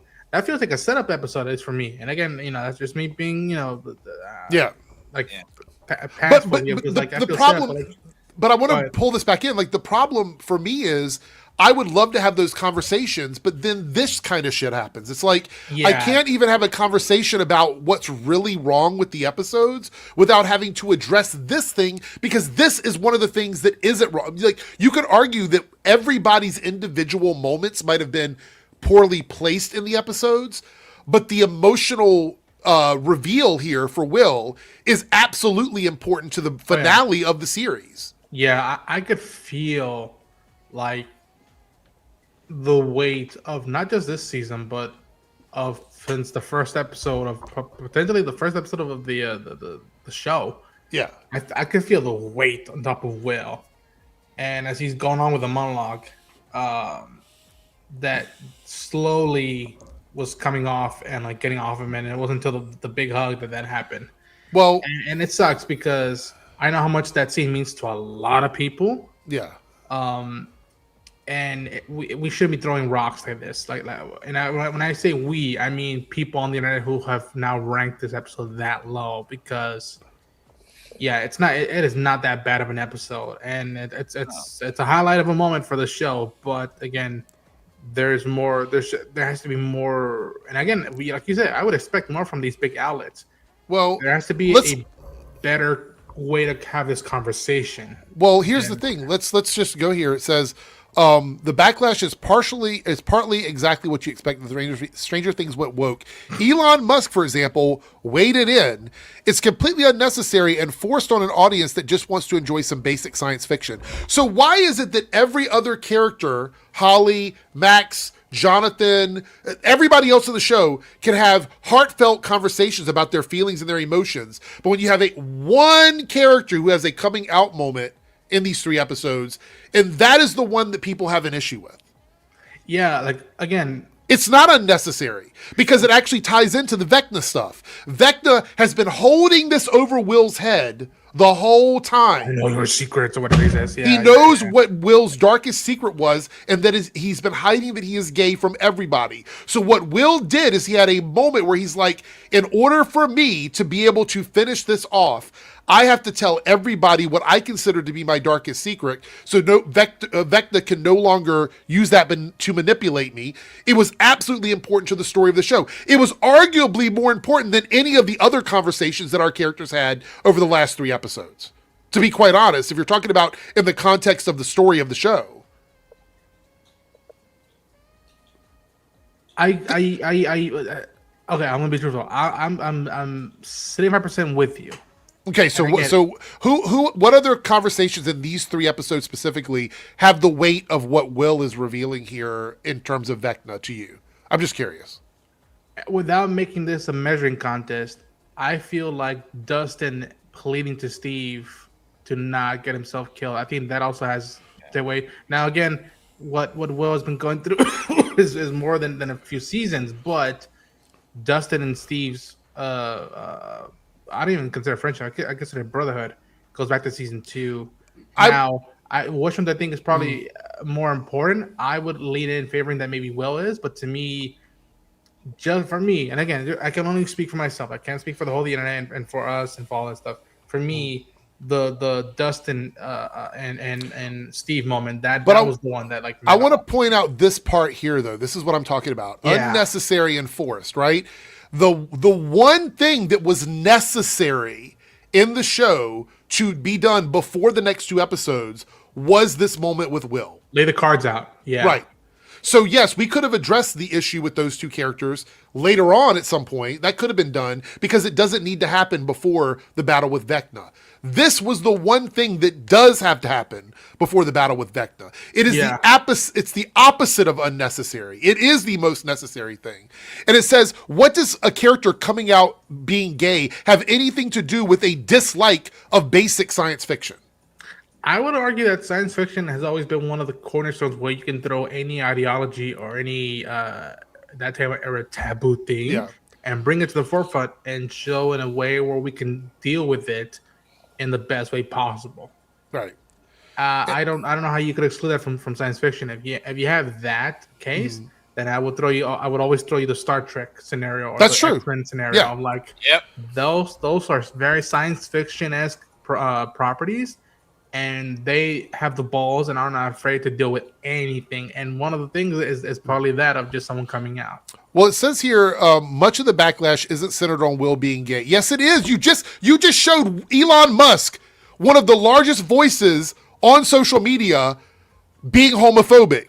I would say that is pretty much the backlash, right? Is where things get nuanced. Will's sexuality has been apparent from the first season. Exactly. In episodes 1 and 3, they actually have a character that makes fun of it. Much of the backlash is about how the moment was handled. A show-stopping speech right in the show's action was escalating into its climactic crisis that felt cringy and jarring. No, I don't think it's cringy or jarring. I don't think so either. Let me just put this out there. Yeah. How many people out there, if you've had someone in your life that has unfortunately passed away, or some big moment in your life where something is about to happen, you want to say things because you don't know what's going to happen when you walk out that door. Yeah.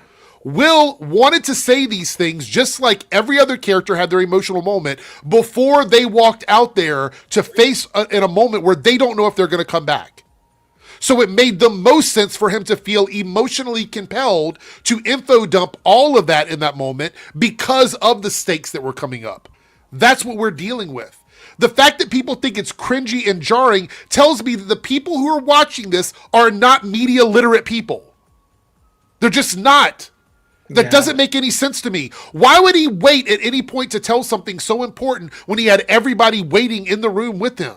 It doesn't make any. This is the first time in how many seasons where every character has been in the same room together. It's been a moment.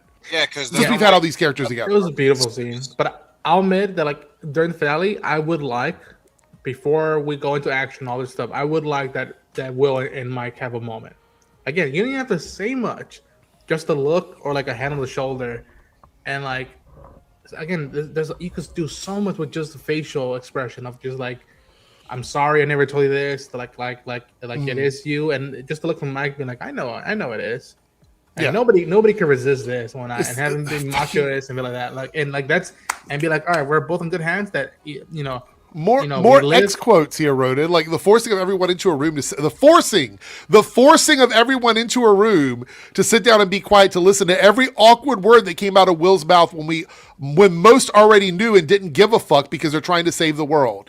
It's not about them. It is about him. It is about him telling them about it. It is not about them knowing, you dumb fuck. This isn't about Will being gay. Nobody is offended by that. You don't need to pause the apocalypse to spell out character traits everyone already understands. It is about him, not everyone else. You don't need to sacrifice pacing. They didn't. They were already sitting in the room together. He decided to info dump while they were there. Tension and logic to logic. So it would have been, when would the illogical time be for him to make that kind of statement? In individual conversations over the course of 3 episodes? No. To make a statement that adds nothing to the plot. It literally is a part of the plot. It's a very big part of the plot. I'm willing to bet that if people right before a apocalyptic event occurred, people either are telling secrets, letting their emotions out, or letting feelings out. And Jake, what scene did you talk about where a bunch of people just went through that, where they just laid out a bunch of secrets about each other in a very stressful moment? Just one moment before the Will thing happened. Yeah, the whole Nancy Jonathan bit. Exactly. That was that whole scene, was them revealing a bunch of stuff to each other. Again, one of my favorite top 5 moments in the show is Robin and Steve in the toilet, that's a moment that, like, again, has nothing to do with the big structure thing and big story of that season. But I'm like, God damn it, right. I love Robin now. I have her back now, and I like. Yeah, and like this moment too, like for people rating it this low, this episode had, I think, some of my favorite moments in the season so far. You have the Will scene I liked, the Nancy Jonathan scene on its own. Like I said, I liked it, but honestly, the I loved the Max and Lucas stuff in this episode. That was getting some real emotions out of it. Here's another one. USA Today going out here and saying something so fucking dumb. Let me explain to you why this is dumb, and whoever wrote this should fucking retire. Something was off about the scene. For 5 seasons, Stranger has struggled with how to deal with Will. They haven't struggled. They knew exactly what they were doing with him the whole time. This has been a setup from the first season. Who started out as the show's most personality-less kidnap victim back in season 1. Surprise, surprise, that was the plot of season 1. And never developed much from there because he was a closeted gay kid. He was very quiet and introverted. They talk about this in the first season.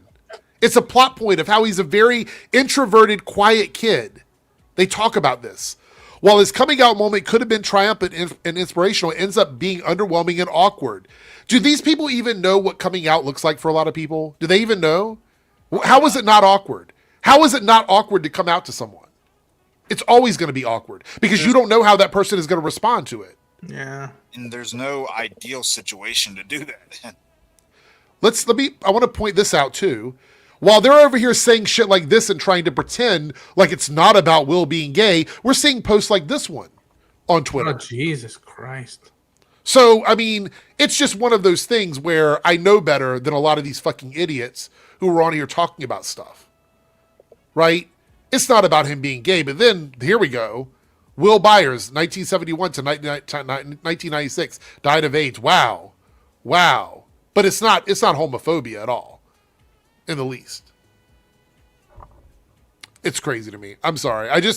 It's one of those things where there are issues, but this is why I have such an issue with the space about fandoms here on YouTube and on social media.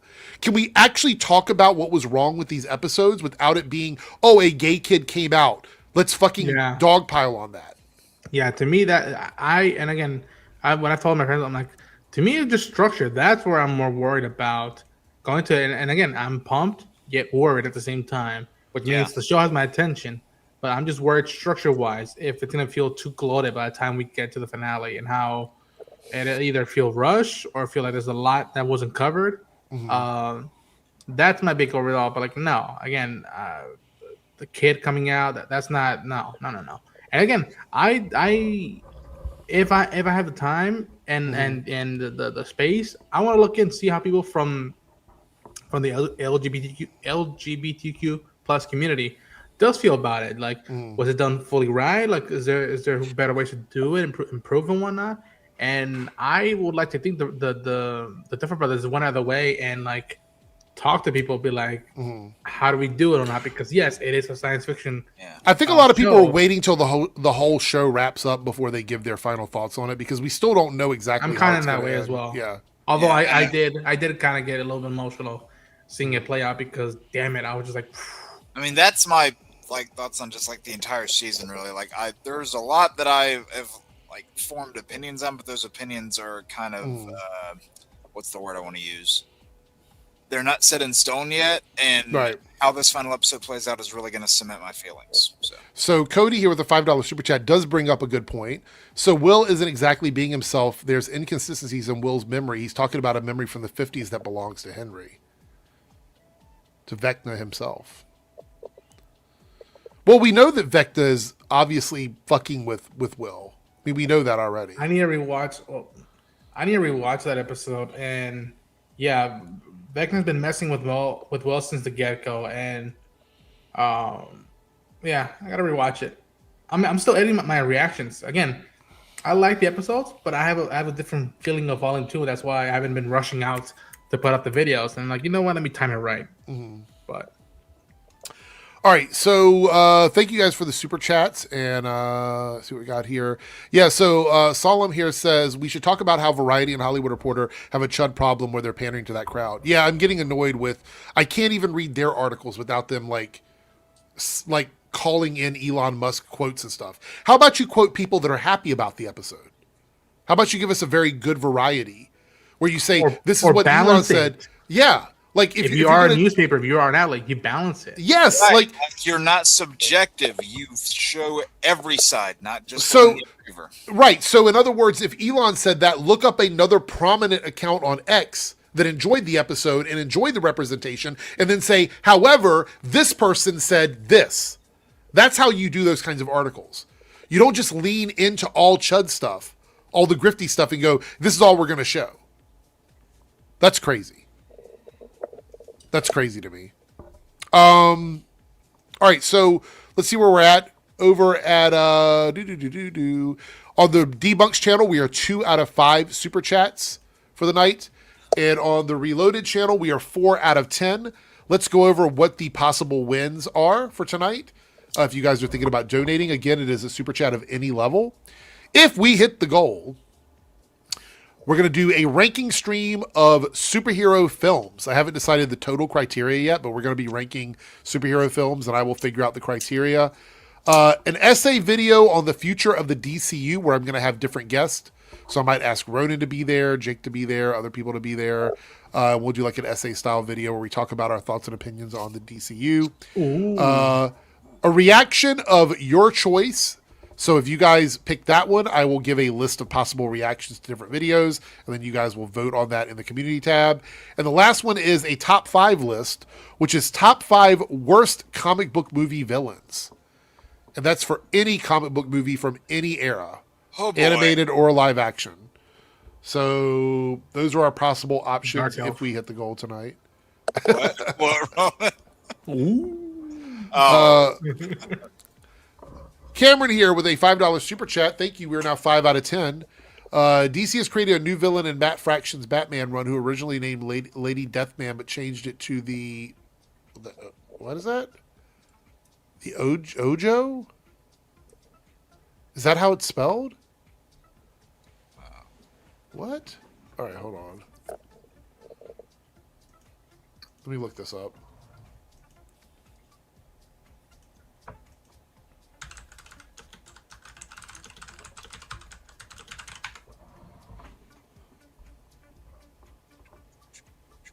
Let's see.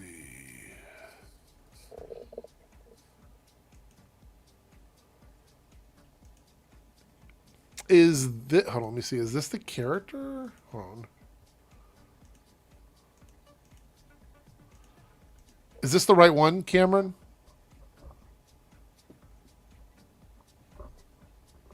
This is what I found when I looked that up. So I don't know if this is the right one or not. So this is a new Batman villain?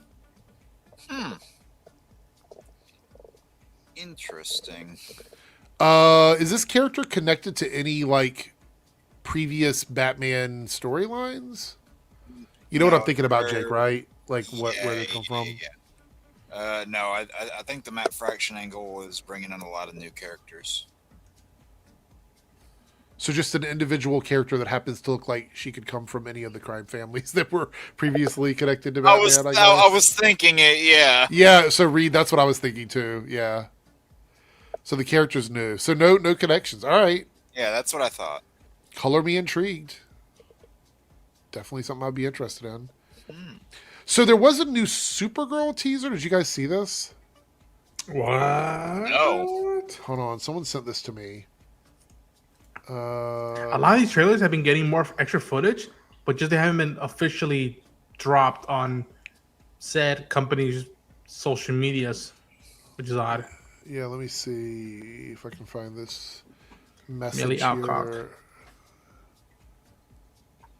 I'm definitely not doing video work right now while we're talking. I am definitely not cooking something that I might have to get back to. So this is a new teaser. I don't know what it's got in it. Chances are it will get claimed, though, because I'm pretty sure the song is the same. Oh, so if you're not here watching it live, you'll have to listen to us talk about it after it's done. Oh, Blondie, we love you. Please don't claim this Is video. it that Blondie song again? I love that song. don't know, but I'm assuming yes, because I think it's probably just a teaser, but we'll I see. love that song. Yeah. Oh. What's this different man song. like? Is he like you? He sees the good in everyone. And I see the truth.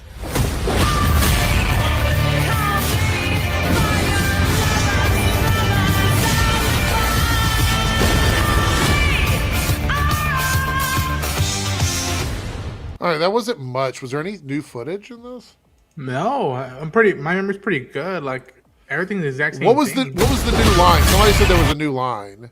What was the new line? So I'm pretty sure Ruthie did mention or asked about Superman in the official teaser. Yes. So if that's what they're thinking at. Maybe it's highlighted more now than ever. But like all of this seems like what I saw a little while back. Yeah. Same. I'm still super excited for this movie. Yeah, and Ronan, I'm so glad you finished the book now. Yeah, so glad dude. you Like finished the book. I am. If money starts. Yeah, the ship crashing might have been new. Sorry, that might be one of the new. Okay. New scenes. But yeah, I would love to get my hands on some original pages from that book. I love Bill Everly's art. It's so fucking good. Good stuff. All right. So James Cameron will hold a press conference if he decides to end Avatar franchise early. You guys see this? We're not going to read the whole article, but essentially he said if they don't do a four or five, he's going to like do a press conference and explain every story element that he's going to do. Dude, I see like LeBron James' decision. Are you staying with the Avatars or are you leaving the Avatars? Are you? What about my generous proposal? Are you in or are you out? It makes me wonder though, why not just do an animated thing or a comic book or something to finish it off if you decide you don't want to do a movie? You know what I mean? Like you could do. If he an believes in this animated franchise, do crossover media. God Yeah. damn it! Like I would lean in on that so effing much. I don't know. I think didn't he say in a recent interview that he doesn't want to continue to work on these because they take so long to make and he wants to do other things? Didn't he say that? I think he said that like if it doesn't if this one doesn't do a lot of money the way they him and both the studio hope it does, that he probably will put it into it and like say goodbye to it and whatnot. And I think he said he never wanted to like pass the torch to someone. I could be wrong. I know he does want to do that Hiroshima and Nagasaki bomb story, and he said I guess he wants to do that for what Spielberg did for the Holocaust and World War II in Saving Private Ryan, which I'm like, cool.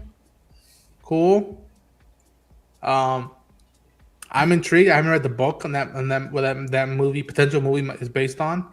I think the movie podcast, I forget the name of the show podcast, but they asked him about it. He's like, yeah, once the script is done, that might be my next project. And it's like, I don't mind if he takes a break from it. Like, I don't mind breaks between.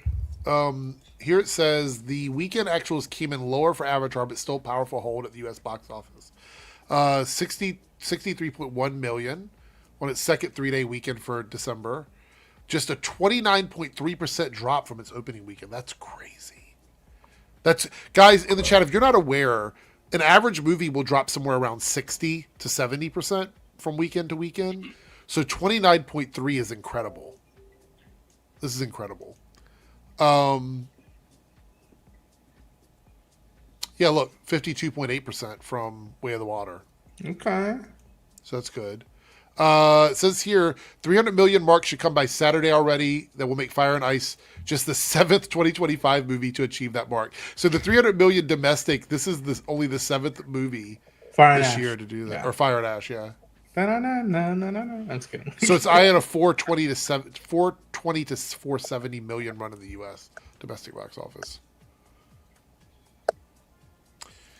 I don't know what that means internationally, like what it's going to do. I think it's going to clear $1 billion by next weekend, though, for sure. It's already pretty up there in terms of numbers. I think it was close to 800 million, so I think it'll clear $1 billion by next weekend. I'm going to go out on a limb and say this ends just shy of $2 billion. What do you think? Or do you think it's going to crack $2 billion? What do you think? Because it's got another 3 to 4 weeks in theaters before we see it head out. Potentially, I think so. If internationally it stays open more longer, then it might cross the 2 billion mark. But I know how I don't know, but like I've seen how stuff in the U.S. pans out. It's like either you make your money now or never. And yeah, how much did Avatar make? It did cross 2 billion, right?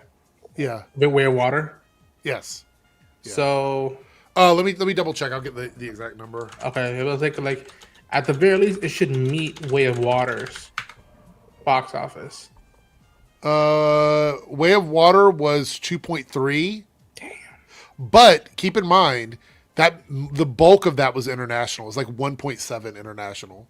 So yeah, so everybody else in the world is gonna have to like push in the rest of the cash in to come in and meet or match Way of Water's run. Yeah. So Harrison says 1.8. I'm thinking that's kind of where we're going to land. But look, 1.8 in the economy right now is actually really good. Yeah.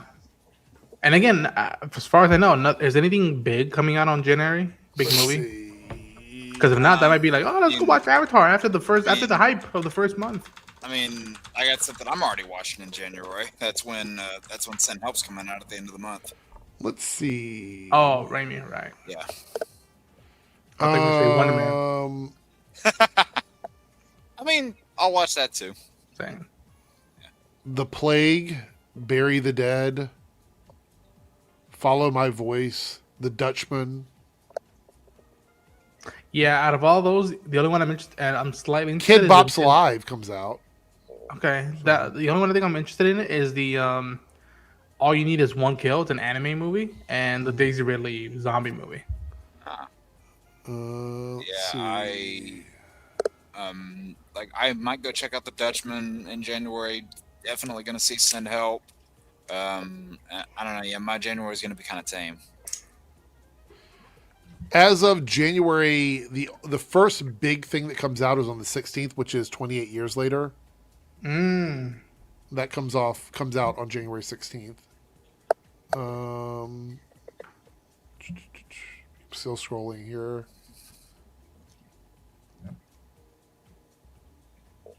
That's it. The end of January, there's nothing really. It's all horror movies, really, like small indie films and horror movies. So there's not a lot. If people are going to go to movies or anything like that, they're probably going to enjoy. It might kick in at the last minute. It might kick in a lot more money at the last minute. Like again, but then again, you take in Way of Water, decade wait, over decade wait. This one, a year wait, and then And I've been, of course, I've been on the train of trying to sell more people on Send Up because of that trailer, and they keep saying what is the whole premise? And I said, think Castaway mixed with the movie Misery, and that's pretty much what you're getting. Yeah, from that trailer, I can see that. Yeah. And it has Rachel McAdams. Yep. I love all the comments in that trailer. People saying, man, Multiverse of Madness must have fucked her up.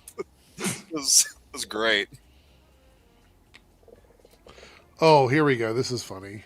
So Zack Snyder Hallelujah. posted pictures of Henry Cavill in Yes, the... it does, Chris. I did see that. I did see that. I did see this.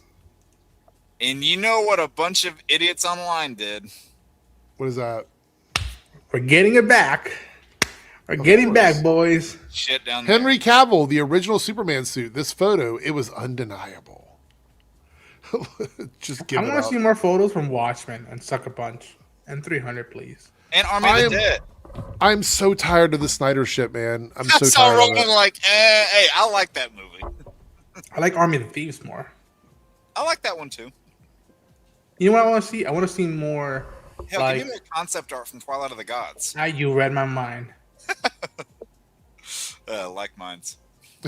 I can't wait. I really, and again, shout out to all my friends who are very much hardcore Zack Snyder fans. But I hope one day I get the chance to meet them and be like, hey, man, it's an honor and pleasure to meet you. All right, then, have him I want to have that look on his face, be like, he thinks I'm going to ask him about the Snyder Cut. I'm like, no, fuck that. Let's talk about Twilight of the Gods and samurais and this stuff. The one massive loss for me in the Netflix thing was Twilight of the Gods. Yep. I don't give a fuck about Rebel Moon, really. I don't care about any of the other Snyderverse stuff. I wanted another season of Twilight of the Gods. One of the best cartoons of that year. Such a great cartoon. I want a Blu-ray for season 1. That's what I want. Yeah, I would love that too. I have to pirate it, sadly, but I really wish it would have got another season. Yeah. Fuck, it was leading up so good to some other good stuff. How do you think Henry Cavill feels about this constant rehashing from Zack Snyder about him as Superman? How do you think he feels about it? Honestly. Because I think he wants to get away from it. Honestly, I think he's trying to move on from all this. I get that impression anyway. I don't think he minds Zack doing it. I would think that someone, if I was in his shoes, I would mind that if that's all people ask me in junkets. Every time I put out a movie or a show, which again, another one that I'm hoping if I ever meet him, like, okay, man, let's talk about Warhammer. Let's talk about video games, dude. Like fuck that. Nah. Yeah. Talk to me, dude. Imagine we're at a GameStop and there's a Starbucks next to it. Let's just go get coffee and just geek out for shit, man. You got 5 minutes to wait to get rid of all this stuff. Or something. Yeah. Let's talk about what's that movie he's making with Amazon? Oh my gosh. Voltron. Let's talk about Voltron. Break it down for me. And I don't know. Again, I see this as a marketing ploy for his movie. The Last Photograph? Yeah, that's how I see it. Now, having said that, am I liking all his photos and seeing all of them? No. Again, like I said, when I saw Watchmen, I was like, ooh, okay. Let's talk about this one because I do feel people should watch the Watchmen movie. Yeah. Because it was something different than what the casuals normally see from him. And if you see these filmmakers that, show bits of their work that are not just all of what's in the norm, then I feel like that's fine. That's just a bunch of reminiscence. But constantly putting Superman pics out there, even if you're just doing it with the intent of reminiscence, could spin people's minds the wrong way. Watchmen movie or TV show? Which one is better, in your opinion? Don't do that to me, Eric. Damn it. I'm greedy. I'm gonna say both. I think Okay. equally both have something like to do. Like again, man. Like Chat, Watchmen TV show or Watchmen movie? I want the chat to pick now. I could see in a world that the TV show like beats out the movie by a little bit just because it's a direct follow up to the book. But I do also see it swing on the other way and be like, yo, doesn't get better than Jackie Earle Haley as Rorschach or Jeffrey Dean Morgan as the comedian or Patrick Wilson as Dan Dryberg. Like again, I and it's weird because of both the show and the movie, I hear the voices when I reread the book. Like in some parts, I do hear oh my gosh, who plays oh my gosh, Silk Spectre 2. Oh my gosh, Malin Ackerman. Yes, here we go. I see her voice, and then I also hear oh my gosh, Heather's. Fuck. Fucking imbecile. Anyways, I feel the actress who plays Laurie in the show's voice as well when I'm reading the books. I'll give this You talking about Jane Smart? Yes, Jane Smart. Yeah. I had a hell of a fun time with the water cooler talk with the show. Mm-hmm. Like, I don't know if I ever told you guys this story, but I remember I was working one day at my work, and it was around the time that either the show was out or had just finished coming out, and I saw a gentleman, an African American, wearing a Tulsa a hat that said Tulsa on top of it, and I was like, I know there's no good or right way to just ask him, but I was like, excuse me, sir, can I ask you a question? And I asked him about like the history and whatnot, and like bless his heart, he took the time and like told me a little bit. If I asked him, did you know, like, how do you feel about all this knowing? And he took the minute of his time or two to like talk to me about it. And I told him, like, I'm sorry, I didn't know about it. Like, I wish I would have been taught that in school. He's like, oh, man, don't forget it. My history's been like this for the longest time. I'm glad that people now know about it more. I was like, I appreciate it, man. And he's like, and I guess he hadn't seen it, but he's like, where'd you hear this from? I'm like, oh, this show called Watchmen on HBO. He's like, okay, I'll give it a look. Like, all right, take care. Have a good day. I love both. I love both equally. Yeah, and to your point about like hearing the characters in comics whenever you're reading, pretty much any point, if I were to read it now, if Ozymandias talks, I hear Jeremy Irons. That's just how it works, because of his contributions in the show. But yeah, I'm just gonna say both because it's hard to pick. I really like both for their own reasons. And the movie's soundtrack is so damn good. Like James here says most black folks know about Greenwood, but yes, it's just DEI according to Chuds. Yeah. Yep. And you're right. It is American history. Yeah. It is. So that's crazy. All right. So let's talk about this here. Whoops. The article is scrolled down too far. 2026 U.S. box office to hit $9 billion. How long can theatrical biz remain intact before Netflix Warner Brothers crushes the window? I wish I That was had an $1 interesting billion. article. So what is that? I wish I had $1 billion. If I had $1 billion, I would start working out right now. I'd be part of this. I'll be in this show and working out at the same time. But like, boys, I'm doing a double shift. Same. By the way, guys, we're 5 out of 10 super chats. It's any tier. We're going to be wrapping up here shortly. So if you would like to contribute, it is any level on the Reloaded channel to get us to that goal. Guys, they're shadow banning the channel. YouTube is trying to silence the voices. Just kidding. God damn it. There's a mega when we need him. I know. Anyway, if you guys want to contribute to the goal, please do so before we wrap up. All right. The domestic box office is forecasting again to hit $9 billion in 2026. Wait, we said this about last year, but what happened? Well, 2025 expected to fall between $8.8 billion and $8.9 billion. Essentially, it's a difference of one tentpole not working. So take your pick. Paramount's Running Man, Disney's Tron Ares, and or Elio. Interesting.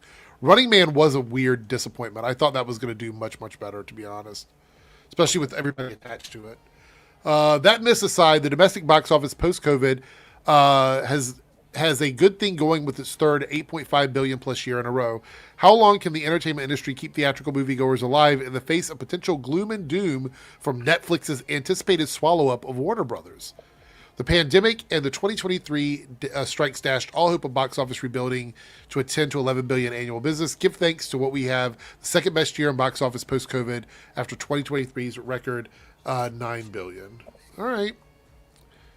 Let's see. Some studio execs counted the approximate 12-month regulatory period for Netflix to wed Warner's, believe that the theatrical business has 3 years left of great justice or great juice before ticket sales head for a downturn. That is, if Netflix CEO Ted Sarandos collapses the executive theatrical window to 17 days.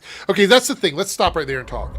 Do we believe that they're going to collapse the theatrical window? Do we think that Netflix is doing this in good faith and they're going to keep Warner Brothers division as a movie theater experience? Or do we think they're just going to completely go back on their word and turn these Warner Brothers movies into Netflix cash cows? What do we think?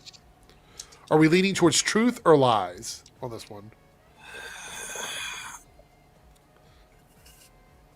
This one's tricky. Yeah, I'm torn. I'm torn just because if they're really trying to tear down the whole theatrical experience, why do you keep throwing buckets of money to all these big directors and writers to come and play ball with them?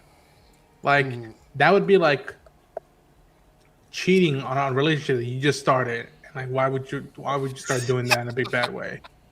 Like if you're gonna be a swinger, be a swinger all the way. Don't start pulling people's strings and whatnot. Like I'm excited, dude. Again, what I've been saying is that like I don't want these mergers to go, but like I would hope they would see there's money to be left on the floor if they keep the theaters open. And not only that, make the theatrical experience open and engaging, and hell, you might even get more money with physical media. I still have. We were talking about Stranger Things, right? I still have my first 2 seasons on Blu-ray/VHS box. Right. Like, yeah, I've been such a big stickler for that stuff for years because, like I said, like in the event that your streaming service, your Netflix or HBO, whatever it is, in the event that stuff just craps out, goes kaput, nobody can take a disc and a working player from you. So Chris here says that said Netflix is still better than fucking Paramount at this point. It is on the sense of like news and reporting and stuff like that. I don't think either one of them are necessarily the best for theatrical releases because Paramount just pulled Avatar from their fucking The Last Airbender or Aang, the Aang movie.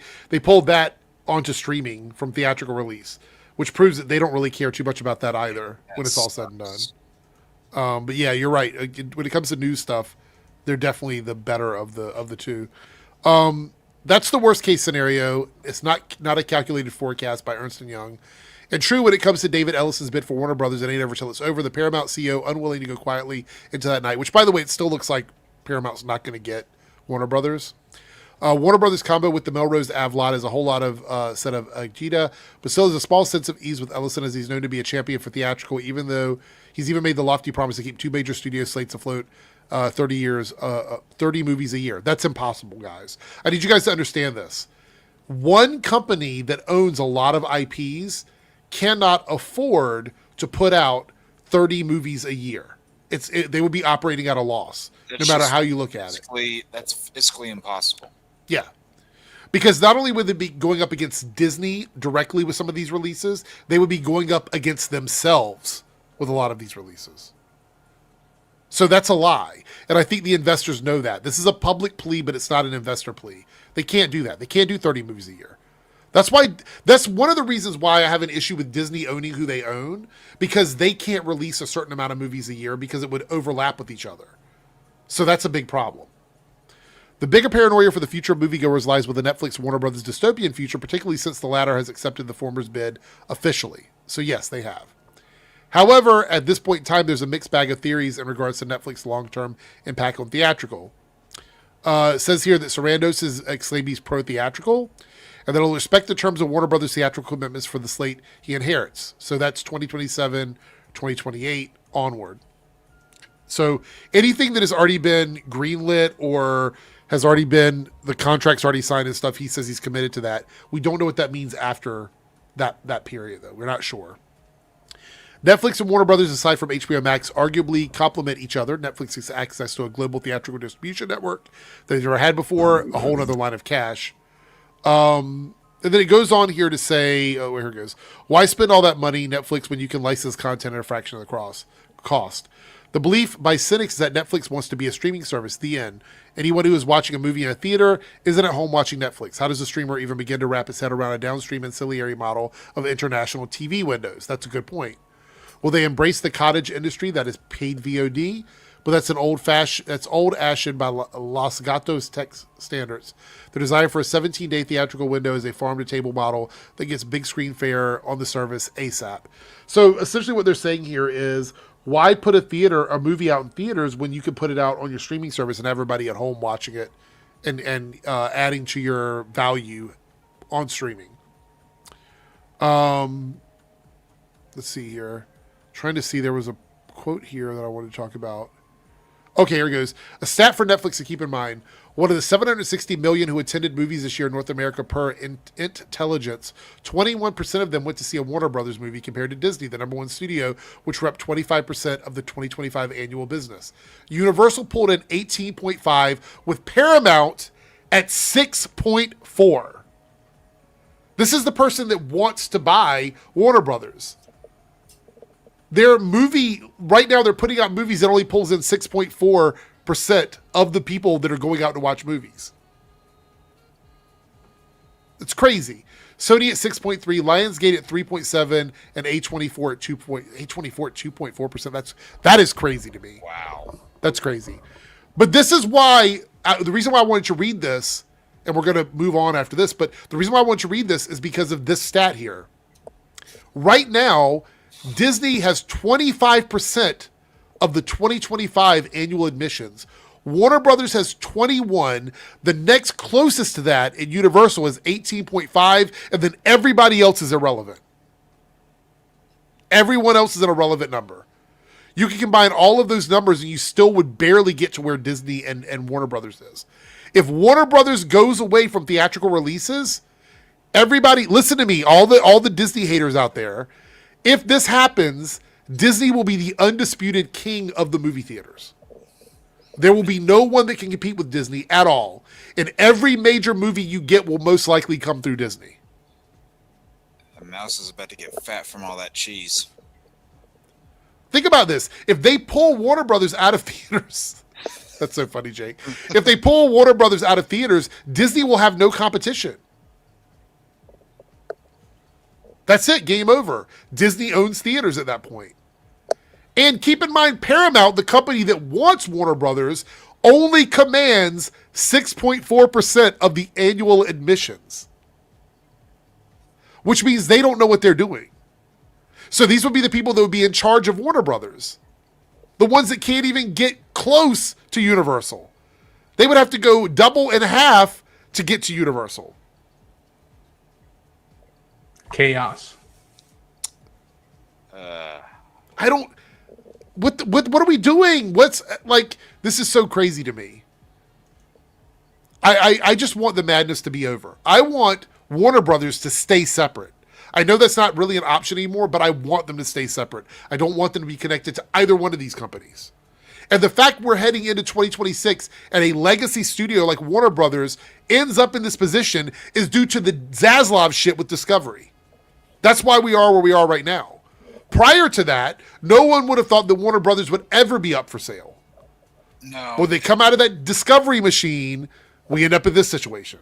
And after one of their first good years in a while, I wouldn't have sold right now. After one of their first good years in a while, yeah, I wouldn't have done that.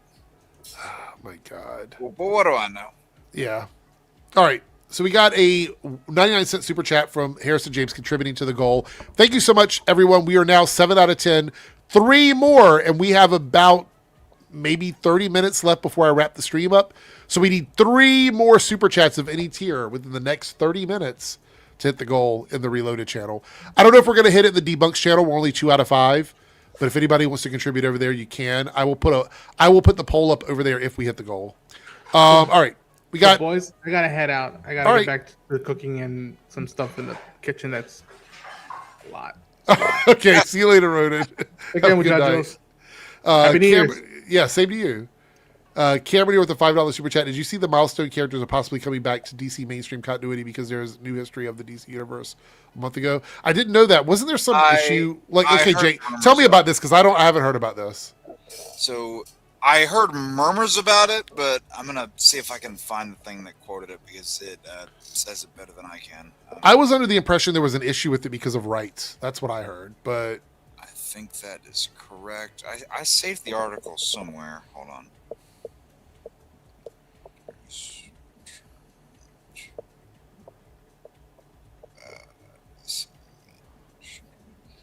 Okay, is this it?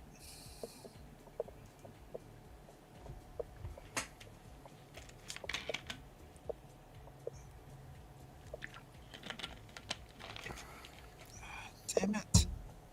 I hate search engines. I think it is a rights issue, yes. yeah.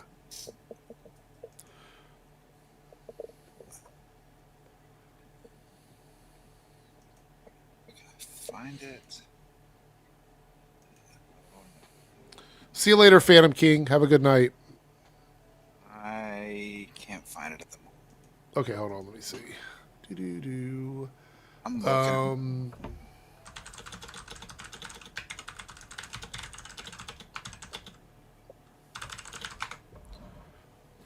All right, let's see.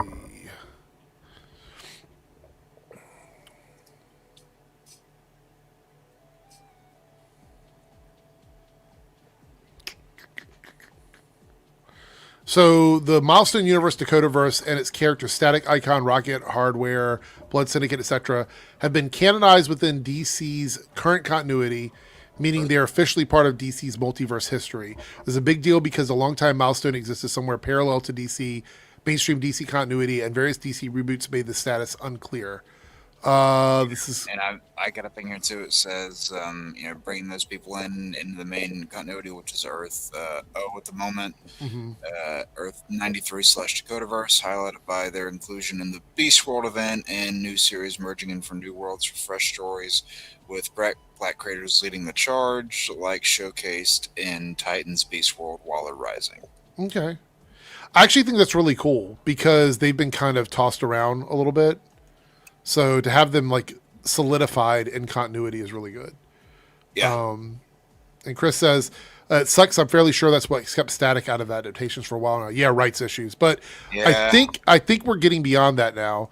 I saw your comment, Jake, and we're going to do one more small thing and then wrap it up. So okay. if you got to go, you can go. But Harrison with the 99-cent super chat. Thank you so much. Again, heading towards that goal. We are now only 2 away from the goal.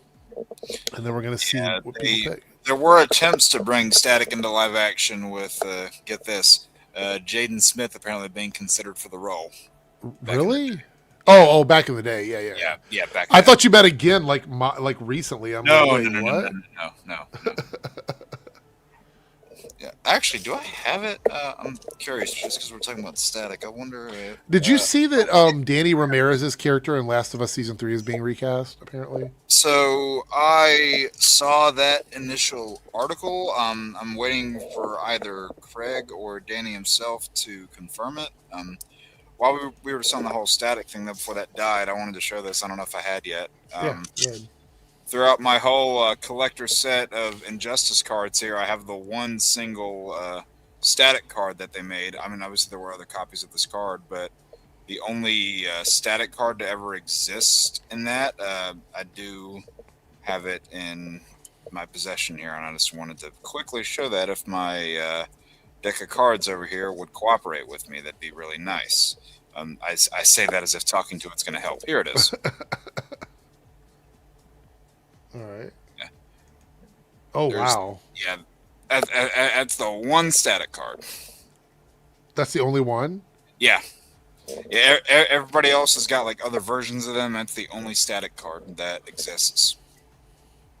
And when I say that as the only one exists, I mean I don't mean I'm the only one that has it, but out of all the cards you can get out of that thing, that's the one Static card. So that was pretty rare, actually. Yeah.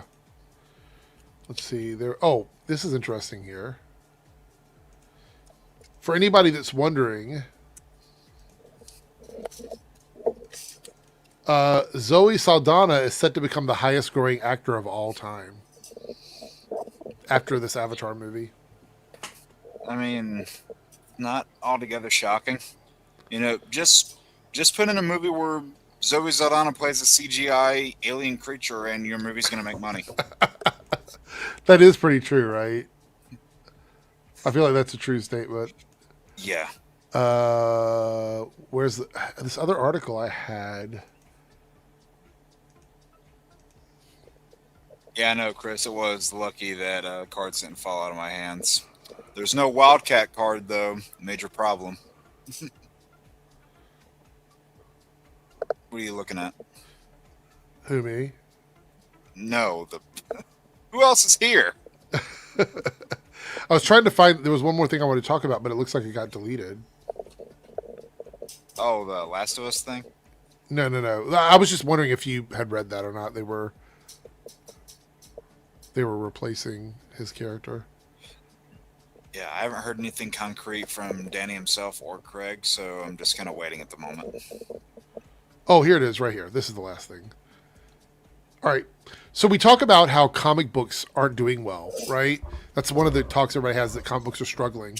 According to figures shared with The Hollywood Reporter, the Absolute Universe line of monthly comics has sold over 8.2 million units in total, not accounting for December sales. Absolute Batman, the flagship title, makes up around 35%, close to 3 million of that total. The first issue of Absolute Batman continues to sell well and is now in its 10th printing, while the latest issue, Absolute Batman number 15, has units. I can't read that part. Let me get down here. Has orders of over 300,000. This Absolute Universe for DC is one of the most successful things they've done in a long time. Oh, yeah. I think it's kind of crazy, honestly, that we went from struggling to sell comic books to having these amazing stories. Oh, yeah. I think. Oh, like, Chris, this is really good. Like, this is good. Yeah, like, this is really good. Yeah. I think like the everybody has their favorites out of the Absolute line. I think the Absolute Batman and Flash books have been killing it. Yeah. Bobby here says, I love reading Harley Quinn comic books stories. Yeah. Yeah.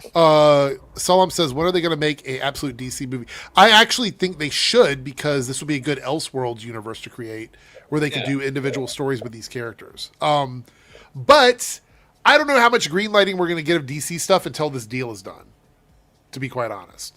Well, I mean, you have the Nightfall movie coming next year, the first part of those movies, and there's going to be 4 of them. So,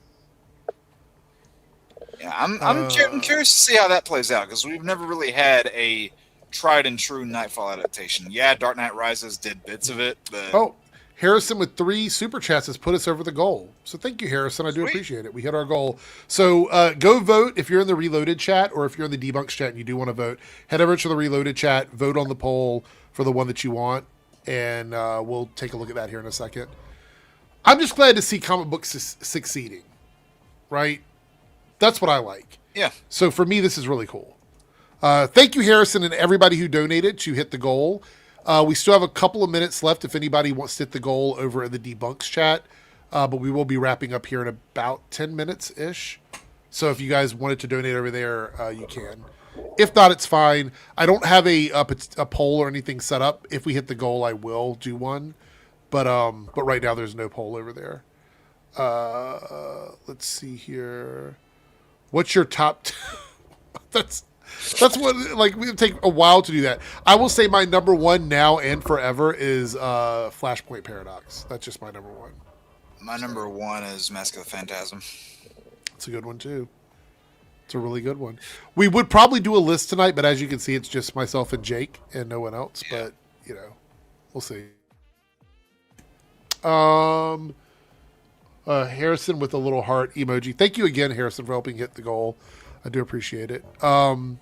Bobby, that is an all-day aside. Yeah, I would have to sit down and really think about that. To do a top 10 that's like of an animated movies. Thing there.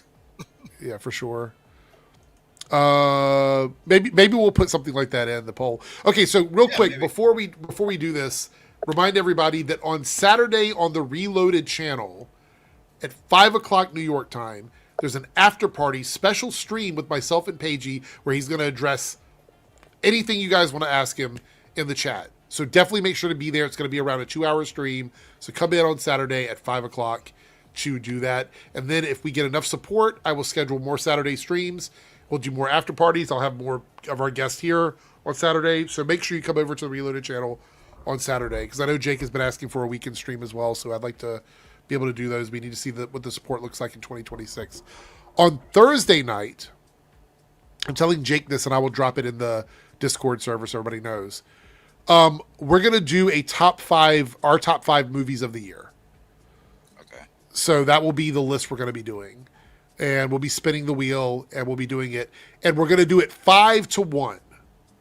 5-1, right? And so that way we work up to our favorite, essentially. So it is a ranked one. Is that going to be the entire stream? It will be the second hour of the stream. Okay. For that second hour, I might be able to get in. The first, probably not. But if I do, I might be able to make it in that second. Yeah, if you can. I'm just letting you know if you do make it. That's what we're going to be doing. Okay. Cool. And I will tell everybody else who in the Discord server, if they want to join, they can do that. I will be doing mine, whether it's just me or anybody else. So the whole point is that's going to be my discussion on the second hour on Thursday. I'm going to leave the first hour open in case we get some big news, like a trailer drops or something like that. Gotcha. But we'll see. Yeah. I imagine we'll probably get one by then. Yeah. Harrison says, saw Marty Supreme. That definitely cracks my top 3 for the year. Oh, I haven't seen it yet. You seen Anaconda yet? No. Have you seen it? Whew. Is it good? God, I love that movie. Okay, I'll definitely have to check it out. Love that movie. All right, see you later, Xana. Have a good night. Staggervorce says New Year's stream. Yeah, it'll be New Year's Day, though. Best or worst? I mean, we could do both. I'll see if anybody in the chat wants to do best or worst. People are going to hate me for one of my worst. Oh, no. I might even expand it, like best movies and TV shows. So, like your top 5 of whatever you want to put in the list. Okay. So, to make it a little bit more Did they have to flexible. start in 25, or could they have just ended in 25? They have to be in 2025 at some point. It doesn't matter if it starts or ended. So, like if it's season 4 of something, you can still do it because it aired in 2025. Okay. All right, we're going to end the poll in the Reloaded chat and see what everybody picked. 36% voted essay video on the future of DCU. Okay, that's cool because that'll be the second essay video of the month. So now we have 2. We're going to have 2 in January. That'll be the second one. So let me write that in my notes.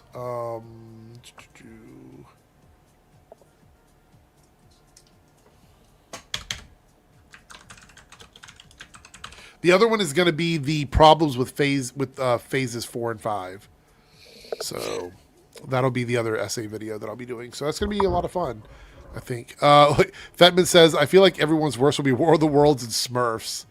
Oh, no. Ooh, baby, do you know what that's worth? Remember that trailer? It was so hilarious. Yeah, forget it. Anyway. All right, so this is where we're going to wrap it up. It feels like we're kind of winding down. I want to thank everybody for being here. If you donated super chats on the Reloaded or the Debunks channel, thank you guys so much for donating.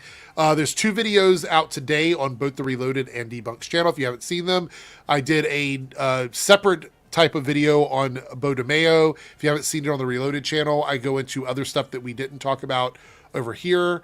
And I talked more about Stranger Things, other stuff about Stranger Things on the Debunks channel. So go over and check those out. Anyway, thank you guys so much. We're going to head out of here. Have a good night. And I'll see you later. Go check out Jake's channel. Subscribe to Jake. Lost Levels is back this Sunday. Hey there, if you're seeing this, that means we have reached the end of the stream. Thanks so much for your continued support with comments, likes, subscriptions, super stickers, and super chats. I just want to give a special shout out to all of the channel members who have contributed to the success of this channel with paid tiers. On the screen, you will see your name displayed as a signal of appreciation from myself and the channel. If you would like to see your name on this list, consider selecting a tier with the join or plus button depending on your platform. Thanks again, everyone. Let's hang out soon in the next stream, and I'll see you then.